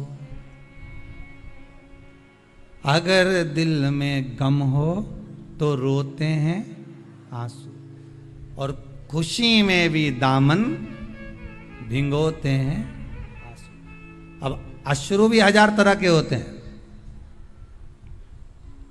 एक हो सकता है कि प्रसन्नता का भाव आ जाए, तब आपकी आंख में आंसू आ जाए, मेरे बेटे का जॉब लग गया, मेरा बेटा ठीक हो गया, आज मेरा पुत्र ठीक हो गया। आज कोई माता ही थी, कह रही थी मेरा बेटा 5 साल से जो बीमार चल रहा था, बाबा की ऐसी कृपा हो गई, वो ठीक हो गया, वो श्रेष्ठ हो गया।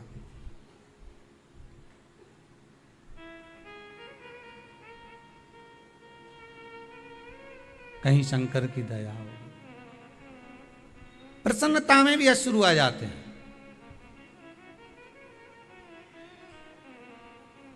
जिससे मिलने के लिए बहुत समय से तरस रहे हो, बहुत समय से जान रहे हो, अगर वही माता पिता कुटुंब कबीला जिससे स्नेहता है वो सम्मुख आ जाए, तो भी आंसू आ जाते हैं।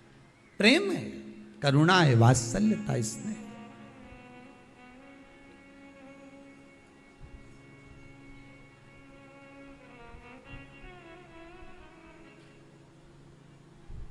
ये वात्सल्यता है, यही प्रेम है।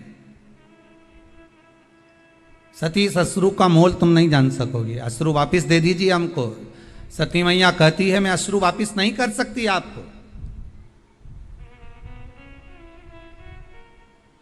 पर यह सत्य का अश्रु है, और सत्य का अश्रु इतनी देर तक कोई धारण नहीं कर सकता।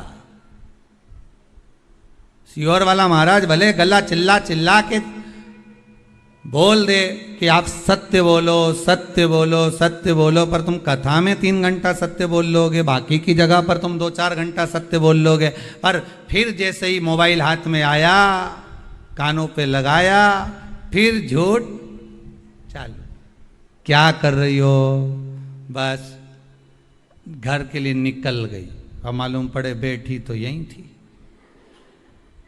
असत्य निकलना प्रारंभ हो गया। फिर वो असत्य प्रारंभ हो गया। सत्य को प्रमाण नहीं चाहिए साहब, पर असत्य को प्रमाण चाहिए। जो झूठ बोलने वाला होता है ना, वो बार बार कहता है लाओ प्रमाण दो, लाओ प्रूफ दो, अभी दो, अभी मैं चले जाऊं, अभी मैं बता दूं, अभी मैं ये कर दूं, लाओ प्रूफ दो। असत्य को प्रमाण चाहिए, सत्य को प्रमाण की जरूरत नहीं पड़ती भाई। अभी मैं ये कर देता, सत्य को प्रमाण नहीं चाहिए। सत्य सत्य। सती ब्रह्मदेव ने असत्य बोला, भगवान शंकर ने तुरंत भैरव को प्रकट करा और काल भैरव को प्रकट होकर कहा काट दो ब्रह्मा जी का सिर जिससे वो असत्य बोल रहे हैं, काटो इसका सिर। नख तोड़ा, ब्रह्मदेव का सिर कट गया, क्योंकि झूठ बोल रहे थे। असत्य से ब्रह्मा जी का सिर कट सकता है, तो झूठ बोलने से, असत्य बोलने से हमारा पुण्य कट नहीं सकता। पाप बढ़ेगा और पुण्य कटेगा, पुण्य भी तो समाप्त होता है। हमने पहले कथा में कहा था, आज फिर कहते हैं, आप 24 घंटे सत्य मत बोलो, परंतु कम से कम दिन भर में 1 घंटा तो ऐसा बना लो कि मैं 1 घंटा सत्य बोलूंगी। पर वो 1 घंटा किसी को बताना मत कि मैं इसी घंटे में सत्य बोलूंगी, नहीं तो मालूम पड़े कहीं का आकर बहू पूछ ले, क्यों मम्मी सही बताना, मेरे प्रति क्या सोच रही बैठे बैठे, और सास ने जो सत्य बोल दिया तो हो गया कल्याण। वो बताना भी मत को कौन से घंटे में तुम सत्य बोलने वाली हो।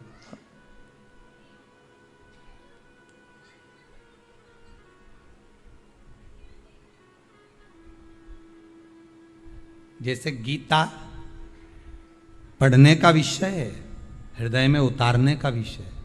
गीता, श्रीमद् भगवत गीता पढ़ो, हृदय में उतारो, अपने बच्चों को पढ़ाओ। क्यों? क्योंकि आज अगर आपके बच्चे गीता को पढ़ लेंगे तो आपके बच्चों को अदालत में खड़े होकर गीता पर हाथ नहीं रखना पड़ेगा। गीता पढ़ने का विषय है, गीता हृदय में उतारने का विषय है। श्रीमद् भगवत गीता को अपनी चित्तवृत्ति में, अपने मन में अगर हमने उतार लिया तो हमारे घर के बच्चों को कभी अदालत में जाकर खड़े होकर गीता पर हाथ नहीं रखना पड़ेगा। अगर गीता का स्मरण करा है तो, श्रीमद् भगवत गीता का मनन चिंतन करा है तो।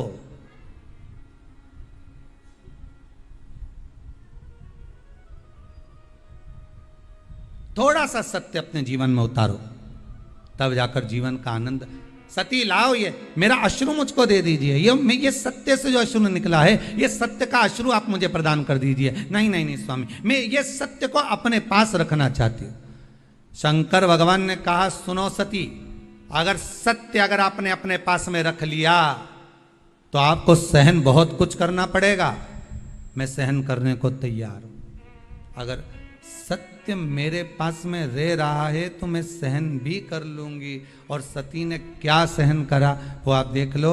सती जब पिता के यज्ञ में गई और वहां पहुंची, और पहुंचने के बाद माता सती ने जब जो देखा, देखने के बाद सती ने सत्य कहना प्रारंभ करा और सत्य सुनना प्रारंभ करा, तो सती को भस्म होना पड़ा।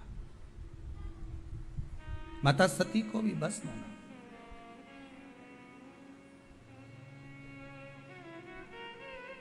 बड़ा कठिन है महाराज।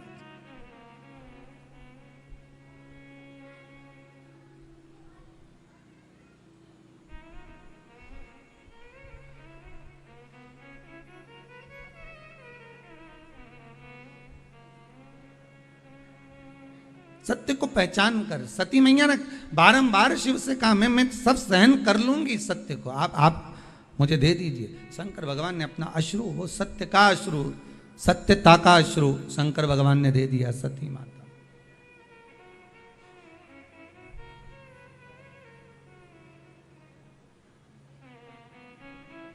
और सत्य जब माता सती के हृदय चित्त में समाहित हो गया, सत्य जब माता सती के हृदय चित्त में विराजमान हो गया, तब फिर सती शिव के चरणारविंद का स्मरण कर कर अपने प्राणों को त्याग दिए। भस्म हो गई, बस।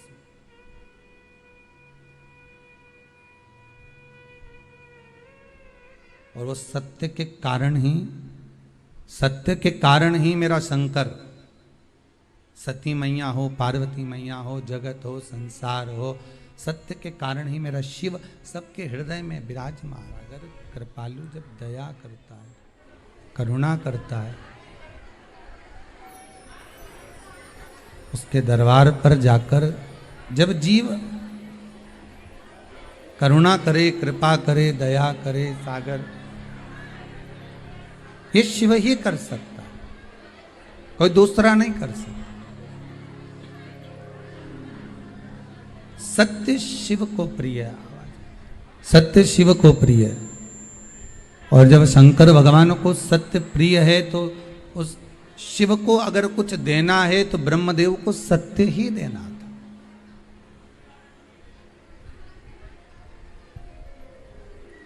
ब्रह्मा जी अगर देना चाहते तो सत्य दे देते, पर ब्रह्मदेव ने सत्य नहीं दिया।